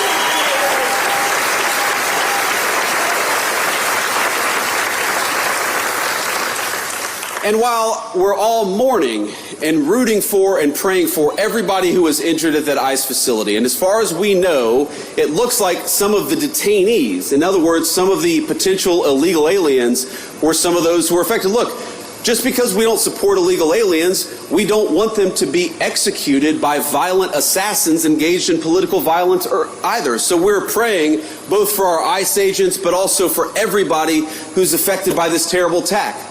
But that was an ICE facility. And as these guys behind me know, and a few of our police officers know, police officers writ large face too many threats. All right, so that was J.D. Vance in his speech today. He went off. He's had it. And I'm pretty sure if he's out there visibly upset and he's had it, you gotta believe President Trump has had it as well. Too many of us at this point are like, it's enough. We're done. We're done playing. We're done hoping it stops. You now have to put in place something to make it stop. You have to do it. You have to force these people's hands at this point. Let's talk about forcing their hands. A little bit of good news today just came out about 8 minutes ago. Court sides with President Trump, refuses to force him to reinstate 11 liberal inspector generals that he fired. President Trump is finally being allowed to carry out his duties as president. Leftist activists are losing. Again, the Pam Bondi haters out there. She keeps flipping winning. It's hard to imagine how people don't see these things happening over and over and over and still think she's not winning. Yet another court hearing that went through and they said, no, that judge is whacked. You can do this. This is what you're supposed to do as president. And don't think the Democrats aren't paying attention. They know they're losing. They know at this point all they have is violence. There's nothing else that they can do to stop this train. And so what they're trying to do is get you to believe that, nope, this is it. There's nothing else you can do. And this just came out as well. Officials are making preparations for a potential shutdown next week. Fine by me. I'd rather have the government shut down than give Chuck Schumer a single penny for his leftist pet projects. Exactly. They're losing everything. The only thing that they have in finding any success is in killing people. That's it. And they're doing it with impunity. Nobody is stopping them. We have to stop these people. He's going to have to roll out as many troops as possible. James Wood had something to say. James Wood says the Democrats have more blood on their hands today. Our feckless governor, that would be Newsom, went on a comedy television show last night ranting about ICE agents. Last night, that clip was from. Spewing unhinged rage and vitriol. Early this morning, a madman perched himself in the shadows and took innocent lives at an ICE facility. Will Cain said, this has to stop. Fascist, Nazis, authoritarian, Gestapo, secret police, stop. ICE slaves, slave police. The left and almost every Democrat politician has brainwashed a gullible population into violence. It has to stop now. It's not going to stop on its own. You get bugs, and I tell you what, Robin is a zero tolerance for bugs. Down here in South Florida, if you don't have a good exterminator, you're in trouble.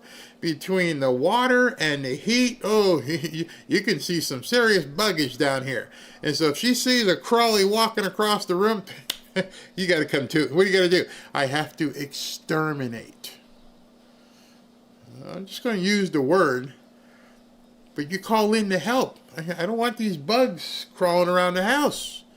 I understand we live next to the water and the Everglades and all this stuff, but I don't want it in my house. I don't want these people mixing with us. Just like, Will says here, they're not going to stop. You see, we're all at this point, unfortunately, at the whim of the government. And in this instance, the buck falls on President Trump.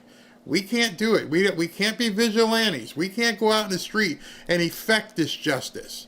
Like Matt Walsh says here, Trump should declare a national emergency due to rampant, out-of-control left-wing violence. Do it. Stop waiting. What was that? Stop waiting and do it. We got to do it. And this is where you guys get back on the horn and start tweeting and posting. We got to do something to stop. Not just keep saying, stop it. Stop it. Oh, no. We all know what the problem is. The Democrat Party is wholly responsible for the attacks on ICE agents and attempted assassination of conservative leaders, including Kirk and President Trump. Instead of toning down the rhetoric after Charlie's murder, the Democrats have ramped up their fury. Now, do you understand why so many Democrats celebrated the assassination of Charlie? Do you understand why many Democrats are wearing buttons calling for President Trump to be killed? At what point does the Democrat Party become a state sponsor of terrorism? I understand the ramifications of our Constitution, but now it is a safety issue. It is a national safety problem. These people are crazy. And so we're going to have to hope that President Trump does something, but you have to be vocal enough to tell him that. Because, as Jesse says here, please understand that the Democrat rhetoric will not change because the Democrats aren't sorry. They don't care. You must get that in your mind. People are supposed to die. That's the objective. See, everything has to have an objective. That's what I was trying to tell you earlier. When I talked to Robin at lunch, what's their objective? Well, their objective is just like what communists have. Elimination.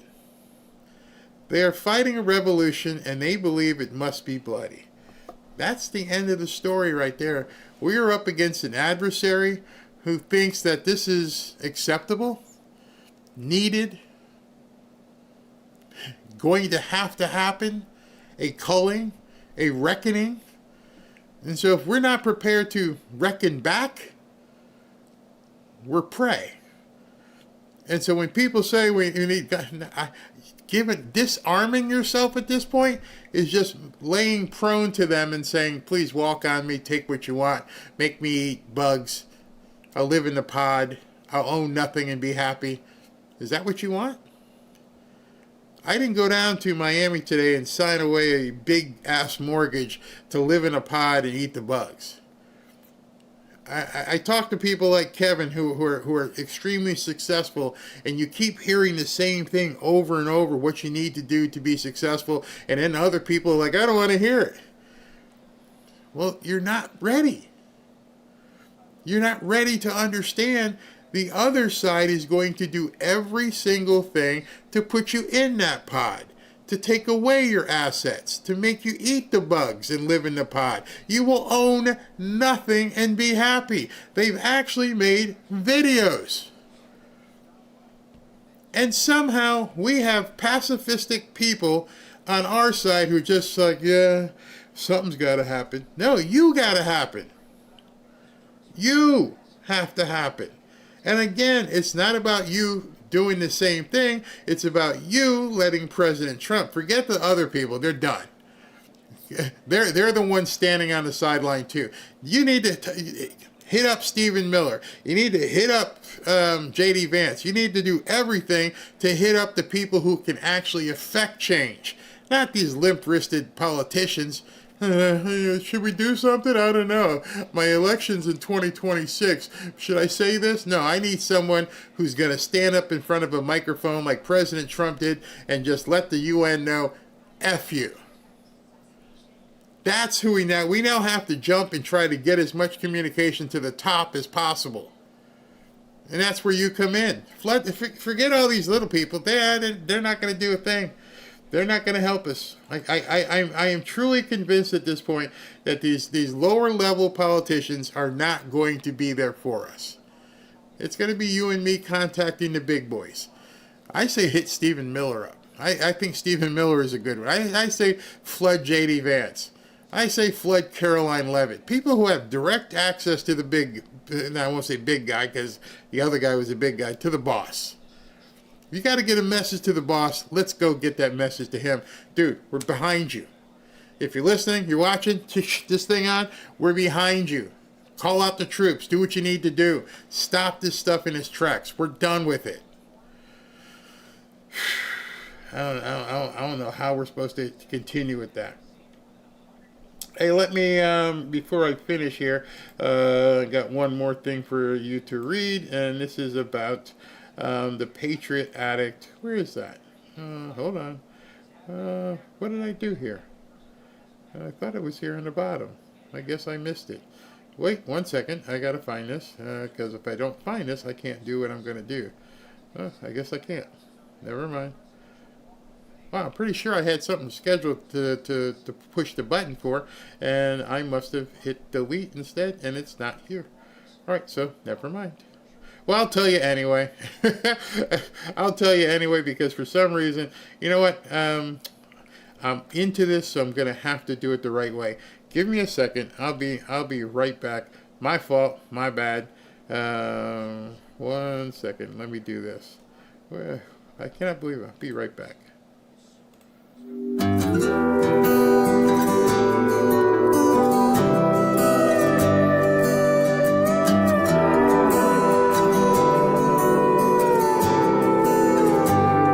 There's somewhere to be every night of the week. Seems God ain't close as he used to be. And there's more tequila in this old town than pines in Tennessee. I ain't the man I thought I'd be. And these neon lights that keep me up got me thinking maybe mom and dad had it right all along. We're too old to still be alone, and we ain't happy ever after all. I'm just saying it wouldn't be as bad as we made it out, living in our hometown.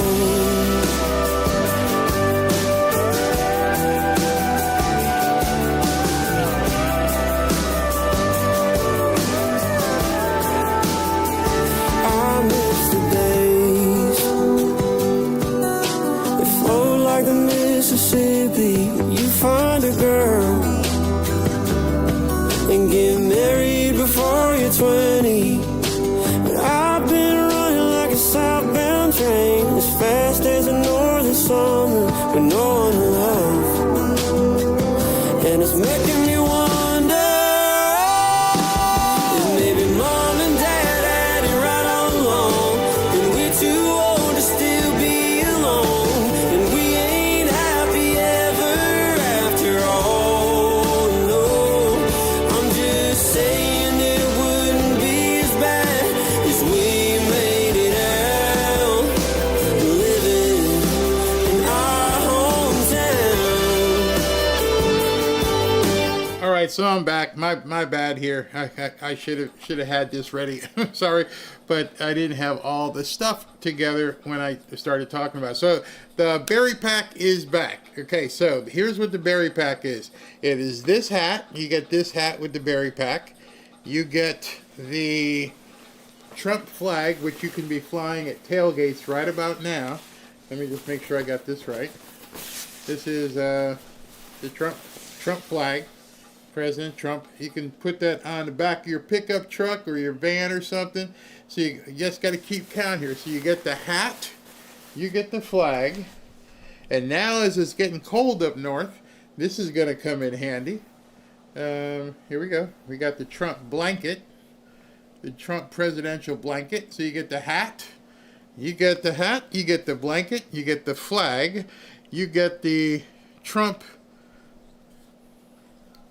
signature knife, and you also get the Trump red knife, which happens to be out in the other room because I was using it myself to cut the boxes and stuff of the new studio stuff. So you get all these items together. Normally these items together cost anywhere between, looks like here, would normally cost $238, but you're getting it free, giving it away for just $69. And just be aware prices have already gone up. They've set aside 500 packs of all these things together for the fanfare audience. So just go to berrypack.com to claim yours, or go to the QR code right there. Sorry for that little interruption, but I have to click buttons and stuff when I'm doing this stuff, and sometimes I click the wrong buttons. In any event, let's go ahead and take some comments. Haven't talked to you guys in a while. Oh, SV is back? Oh, I didn't know. What the heck is SV doing in here? Oh my, SV is back. All right, so SV, just so you guys know, I didn't know if he was going to make it in tonight. But he's back. SV had knee surgery today, had knee replacement surgery, and they sent him home. Said, you're done, bro. Go home. Go home. SV, glad you're doing well. I see a lot of people are saying they're praying for you. Earlier, I texted him, like, how's your pain doing? I mean, it's been a long time since I had my knee surgery. My knee surgery was back in 1984, and it was, what did I have? Orthoscope. And that hurt like the dickens, but they sent me home as well. So I hope you're doing much better, bro. Much better. Oh, wow. I didn't think I'd see SV. Yeah. Barry, I used my Trump knife to open all the Amazon packages too. Yeah, SV, thank God for you being okay. Early this morning, let me just tell you, early this morning at about 6:30 or 7 o'clock or something, I was doing my daily devotional and knowing what my day entailed and how Robin and I were buying this property, and I was praying about that, and then then I remembered that SV had to go to get surgery, and so I sent him a passage from the Bible. I'm like, well, thank you. Wanted to let him know. It's awesome. We live on an island where everyone, where'd that go? Where everyone knows everyone, and if Auntie and everyone else sees you do something, you bet family will find out. Then watch out. Yeah, those were the old days. Those were the days when when your mom would know something you did before you got home. And back then, no matter how big I was playing football or anything, the easiest way for a teacher to chill me out was like, we're going to call your mom. I'm like, oh, no. Oh, no, you're not calling her, man. She's bad. You don't know what she's going to do. Whew. Oh, breaking. A youth has pled guilty in a violent attack on Doge's Big Balls. He'll be convicted of felony, attempted carjacking, and assault. Good. Beth is telling me knee surgery. What's that? Knee surgery today is way easier. Yeah, thanks to the technology and AI. AI. Hey, Doc, who's operating? Oh, that thing. Oh, that's kind of scary. Then why is Trump dogging her to get off her butt? Okay, so you saw the post where he said, "Hey, Pam, get going." Maybe, I don't want to go there. Look at things as comms. COMMS, comms. Here, let me show you something since you bring that up. There's a lot of people I follow, maybe some people that you might want to follow as well, who talk to you about looking in between the words. And just in closing, let me see if I can find something. Oh, here it is, right here. Okay, hold on. I meant to show this today, and not going to go down the tinfoil hat road, but I just want to show this to you. Be thankful that God has allowed you to see what is unfolding. See, a lot of people haven't had the chance to see what is going on as it's happening right now. Others that remain asleep are not as lucky as you. Ask yourself in prayer, why you? Why now? Then think about this daily in your quiet time. Affirm your spirit and allow this sense of fortunate knowledge to elevate your faith and confidence in a loving and purposeful God. You have the unique gift of discernment. Let me stop that right there. You have the gift of discernment, but you have to have the ability to utilize discernment. And so when you say, why did he say this? Before you type that, step back and use some discernment. Why would President Trump say this in public about Pam Bondi? Don't look on the surface. Understand there are so many things happening right now that you cannot watch it like it's just a movie playing in front of you. Every single thing that you are seeing right now by various politicians is a movie. If you don't understand that, you are going to just watch this celluloid dream happen in front of you. There's a reason they wanted to call people conspiracy theorists, because there are some who sit back and go, what did he mean by that? I can see the words. What was the meaning behind this? Why did he say this? Who is he speaking to? What is he conveying? It's going to take some work. It's not easy to be discerning. God gave you that gift to discern, but too many people don't use that gift. They don't use that. They just go with it and just understand. Don't see beyond the surface. There were so many comms going out yesterday. I could spend another hour here going over comms with you in terms of what certain people were seeing and what was being said. And I thought to myself, if I go too far deep in this, it's going to lose people. And so instead, I was like, let me just keep it very topical. Let me not get too deep in the woods here and just begin to ask people to discern yourself. Understand why messages are being put out. Let's finish with this one, and I'll just give you a taste of another one. Remember Romans 13:12. Live a positive, affirming, purposeful, and incredible life. Within every battle, challenging contest we encounter, always remember to be thankful and continue living your best life. And then I think it was Dan Scavino put this out. Let's let it load.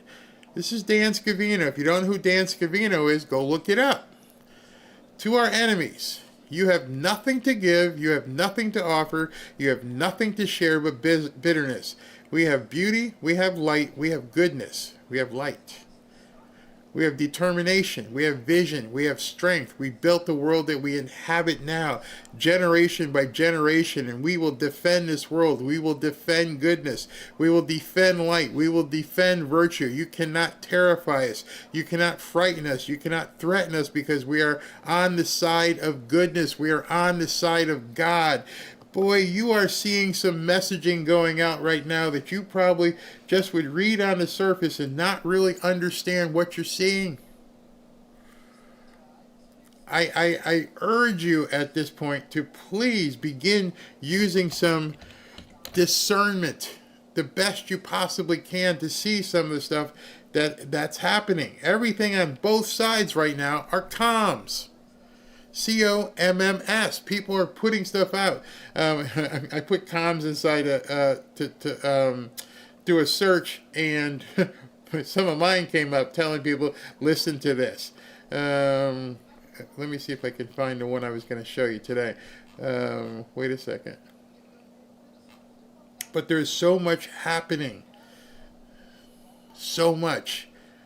And discernment is going to help you. Discernment will give you the opportunity to see what's crazy, what's fake, what's out there. Man, there's just so much. I'm looking to see if I can find. There was one I saw today that was just blew me away. Hold on, let me see if I can find it. Did I? Oh, okay. Here we go. I should probably download this so you can see it. Okay. Let me go ahead and put this up. Let me copy the link and let me bring this over. I'm going to have to download this video pretty quick so that you guys can actually hear what's being said at this particular time. Because if you don't see the video at the same time as you're reading this, you might miss something. So understand yesterday, many of you may not know this, President Trump, with everything he went through, he only had a 15-minute speech that he was, quote, allowed to give. That was it, 15 minutes.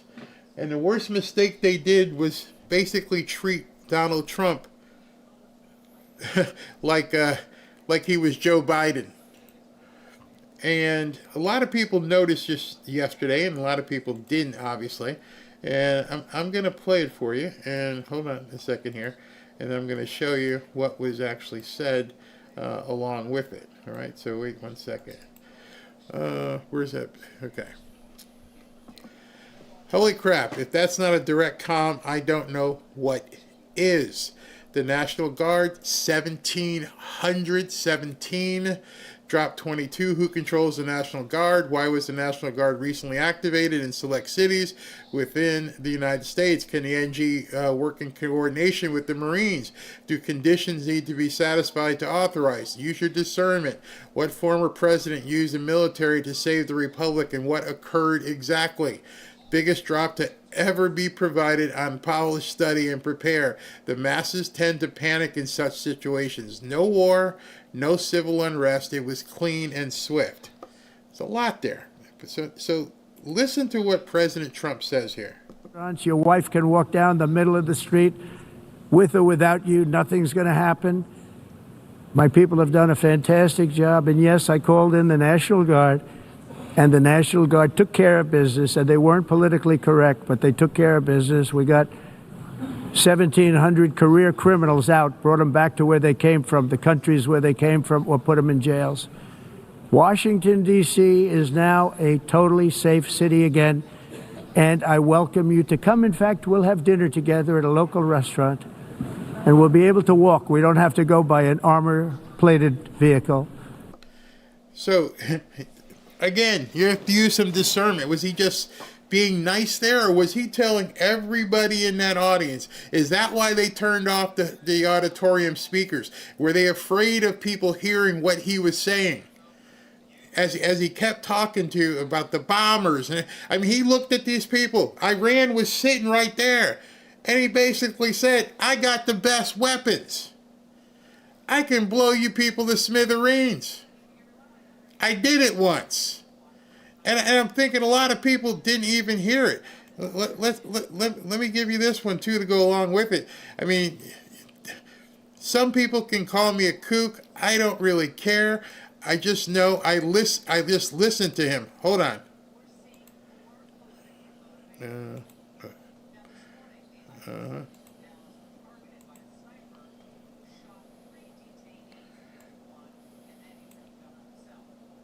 One second.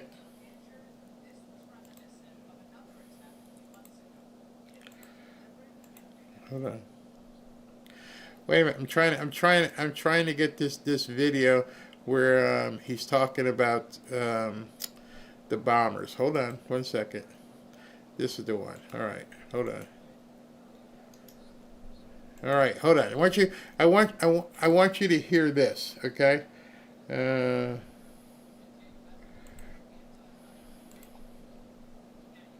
One second. All right. Listen to this and know and understand he's saying this in front of everybody.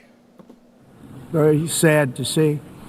Whether the UN can manage to play a productive role, I've come here today to offer the hand of American leadership and friendship to any nation in this assembly that is willing to join us in forging a safer, more prosperous world. And it's a world that will be much happier with a dramatic. So what do you think he was saying right there? I'm offering my hand to anybody here that wants to come join me. Winkety wink wink.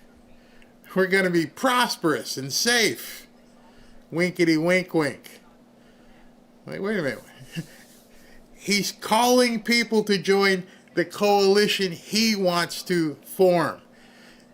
I'm going to help you make money. I'm going to make sure you're safe so you don't have to worry about these other people in the audience. Call me crazy. Use some discernment here. Better futures within our reach.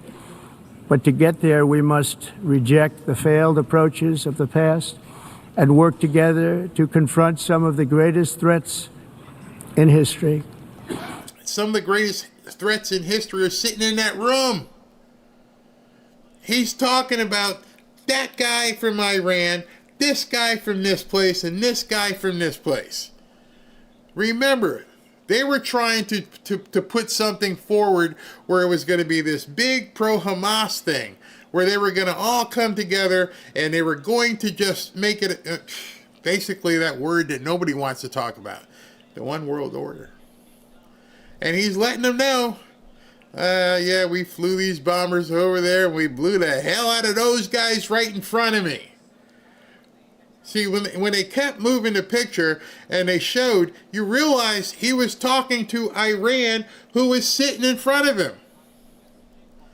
I blew the hell out of them. I got the best weapons ever. Why would you be saying that in front of the world United Nations? There is no more serious danger to our planet today than the most powerful and destructive weapons ever devised by man, of which the United States, as you know, has many. I got them. I have them. That ain't on no teleprompter. You screwed up. You screwed up and took the teleprompter, so he's just telling you what he thinks. As I did in my first term, I've made containing these threats a top priority, starting with the nation of Iran. My position is very simple. Did you see when he did that? He's looking at the teleprompter and he turned his head and looked right at Iran. And I don't know if Fox flipped, but I had a bunch of other cuts where they showed the guys from Iran going, yeah, I effed y'all up, didn't I? The world's #1 sponsor of terror can never be allowed to possess the most dangerous weapon. That's why shortly after taking office, I sent the so-called Supreme Leader a letter making a generous offer. I extended a pledge of full cooperation in exchange for a suspension of Iran's nuclear program. The regime. That's them. And he's letting everybody in the room know, I gave them the chance. As soon as I took office, I sent them a letter. If you go back and think, remember, dial it back. He goes, if you don't come to the table in 60 days, I can't help you. 61 days, boom, boom. So I want you to think right now, using your powers of discernment. President Trump is saying, I blew the crap out of these guys. And they're sitting right in front of him. That country, the Iranian Republic, whatever it says there, they're listening to this on their ear set, and they're going, yeah. And so everybody else in the room are like, yeah, he blew the hell out of them, didn't he? And he's letting them know. I don't care. I'll let you know. I'll blow you up again. Don't mess around. The team's answer was to continue their constant threats to their neighbors and U.S. interests throughout the region and some great countries that are right nearby. Today, many of Iran's former military commanders, in fact, I can say almost all of them, are no longer with us. They're dead. Say it again, say it. They're dead. When's the last time you've been to a speech where the guy giving the speech said, see those guys there? Yeah, their friends are dead.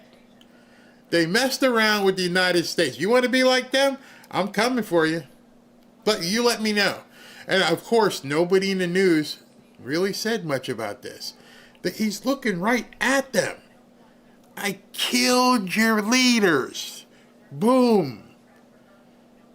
Now think about what kind of calm that is to the other people. If you mess with America, I won't think twice.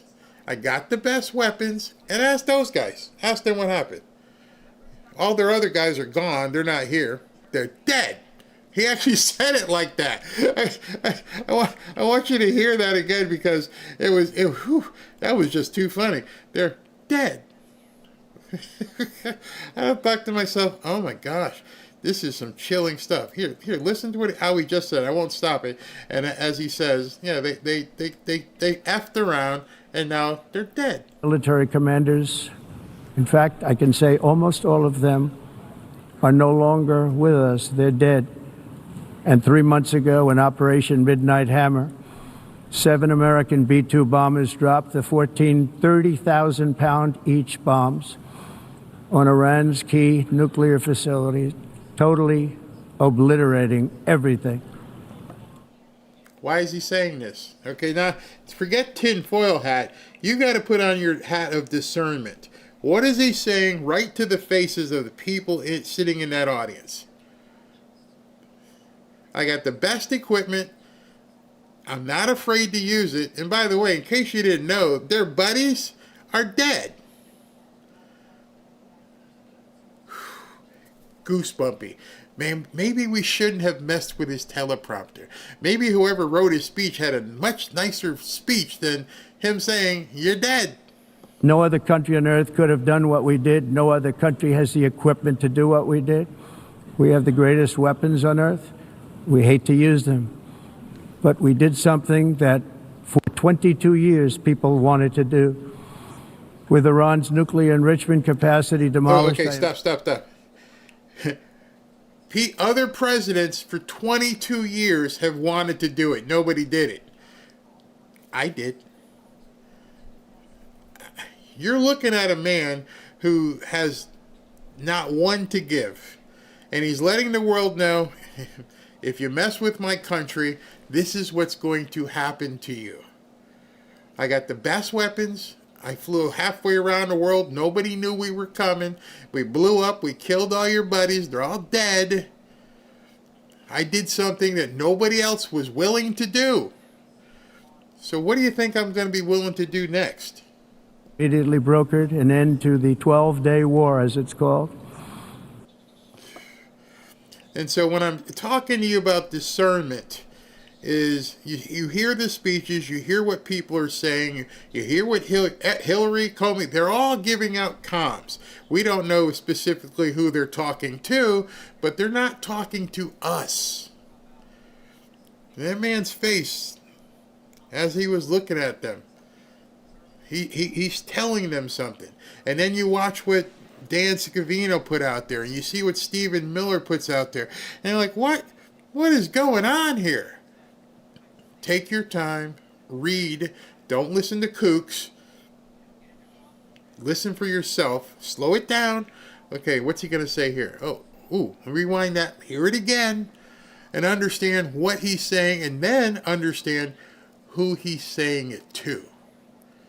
He's telling the world. You want to see a big comm? Go look up what he said to Putin about Ukraine. Yeah, I hope he blows you to bits. I think they're going to beat you now. I think they're going to win. I'm thinking, who is he talking to? Is he baiting Putin or is he baiting Zelensky? There is so much happening in this world right now that maybe it's easier not to think about it. Maybe it's easier to sit back and wonder about stupid stuff. Pam Bondi's not winning. Dude, you seeing what's going on in the world and you're worrying about Epstein? That's why he got so mad. This is what you want to worry about? These people want to take you apart. You got communism sprouting across this country, and you're talking about Epstein?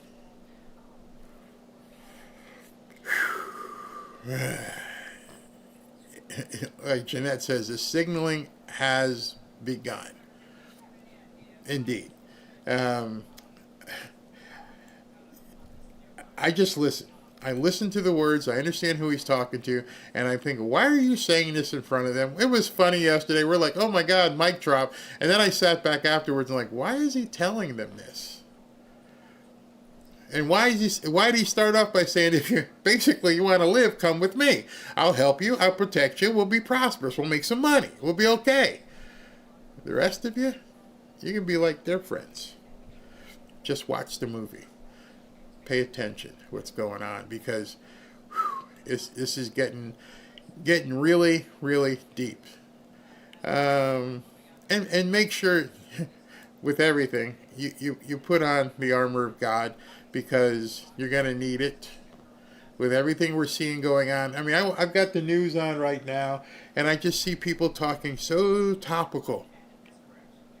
And then, you start looking at certain people and what they're saying, and they're like, Barry, go read this. I'm like, oh, that's deep.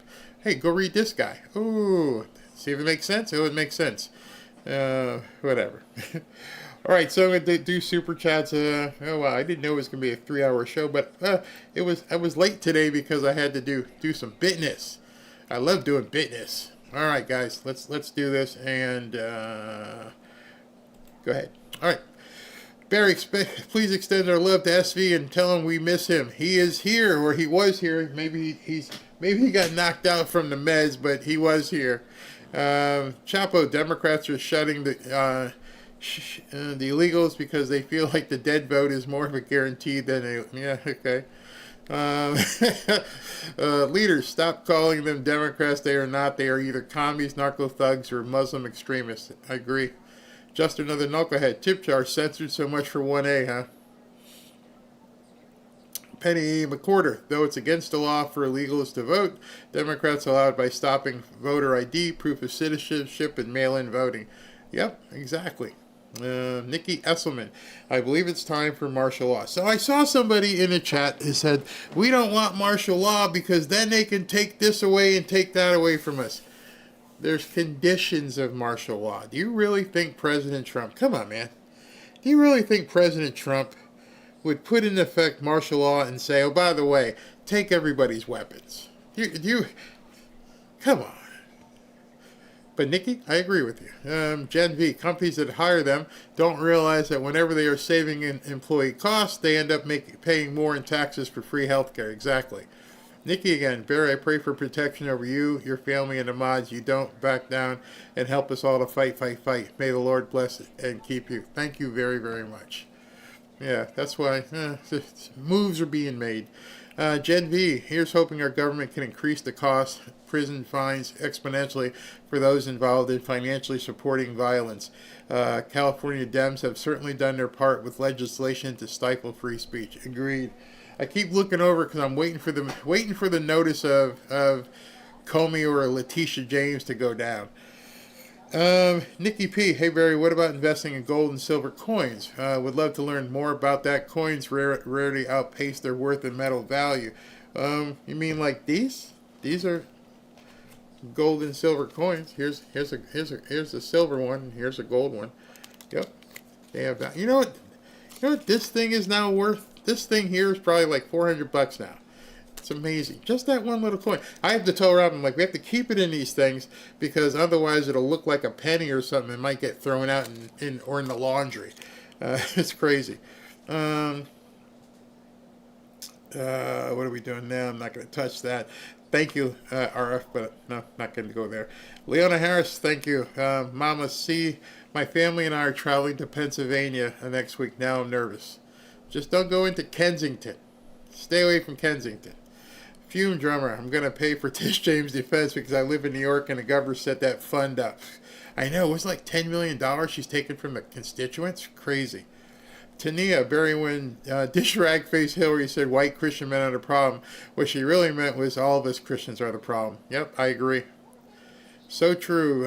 Can't Trump pass an executive order to outlaw insightful rhetoric? That would stop everyone. It's not free speech to incite. Yeah, he could. It'll get challenged immediately. Carl Hassenauer, getting closer to the precipice. Things are just going to get increasingly worse. Buckle up. Exactly. Red October. Next, Patriots are in control. I agree. It's going to get worse. Raven, Kirkendall, day late, but Barry, I laughed so hard with you yesterday when that lady kept ringing that bell. I can't wait for you to use that sound bite. Oh, yeah, that's coming. Yeah, that's coming. She can put her in the board here next to the mariachi lady. AI Phelps, no matter what they do, we still keep winning. Wizard of Ozarks, time you play the FAFO song, get on daily to start the Rumble segment. Sounds good. Lynn Hango, very please post some good accounts to follow. Oh, you know what? I'll post it in the fanfare group. I'll put it in there. And I also had to say how much I appreciate your channel. You're my favorite person to listen to while delivering mail all day. Thank you very much. By the way, she just mentioned that, I just mentioned I was going to post that. Where is that graphic? So I can get people to, if they want to join. Here it is. So if you want to join us over at the fanfareshop.org/group, that's our private group on X. And there's like 18,000 people, 18,000 plus people in there right now. And if you'd like to drop a video message to us, I'm going to play those probably on Friday. So I'm going to put all those messages together. If you'd like, love to have you make a quick video. And then, of course, if you'd like to get a free Bible, go to fanfareshop.org/Bible. We're behind, but we're catching up. In fact, after I get done here, I got to go. The boxes just dropped outside the house. I just got the notification, so we got a whole bunch in. So we're probably going to get another 100 or 200 out this week. Got to get them out. All right, see you guys tomorrow. Not sure what's going on with Trump, but we'll see. Tomorrow, 2 shows for sure. Talk to you then.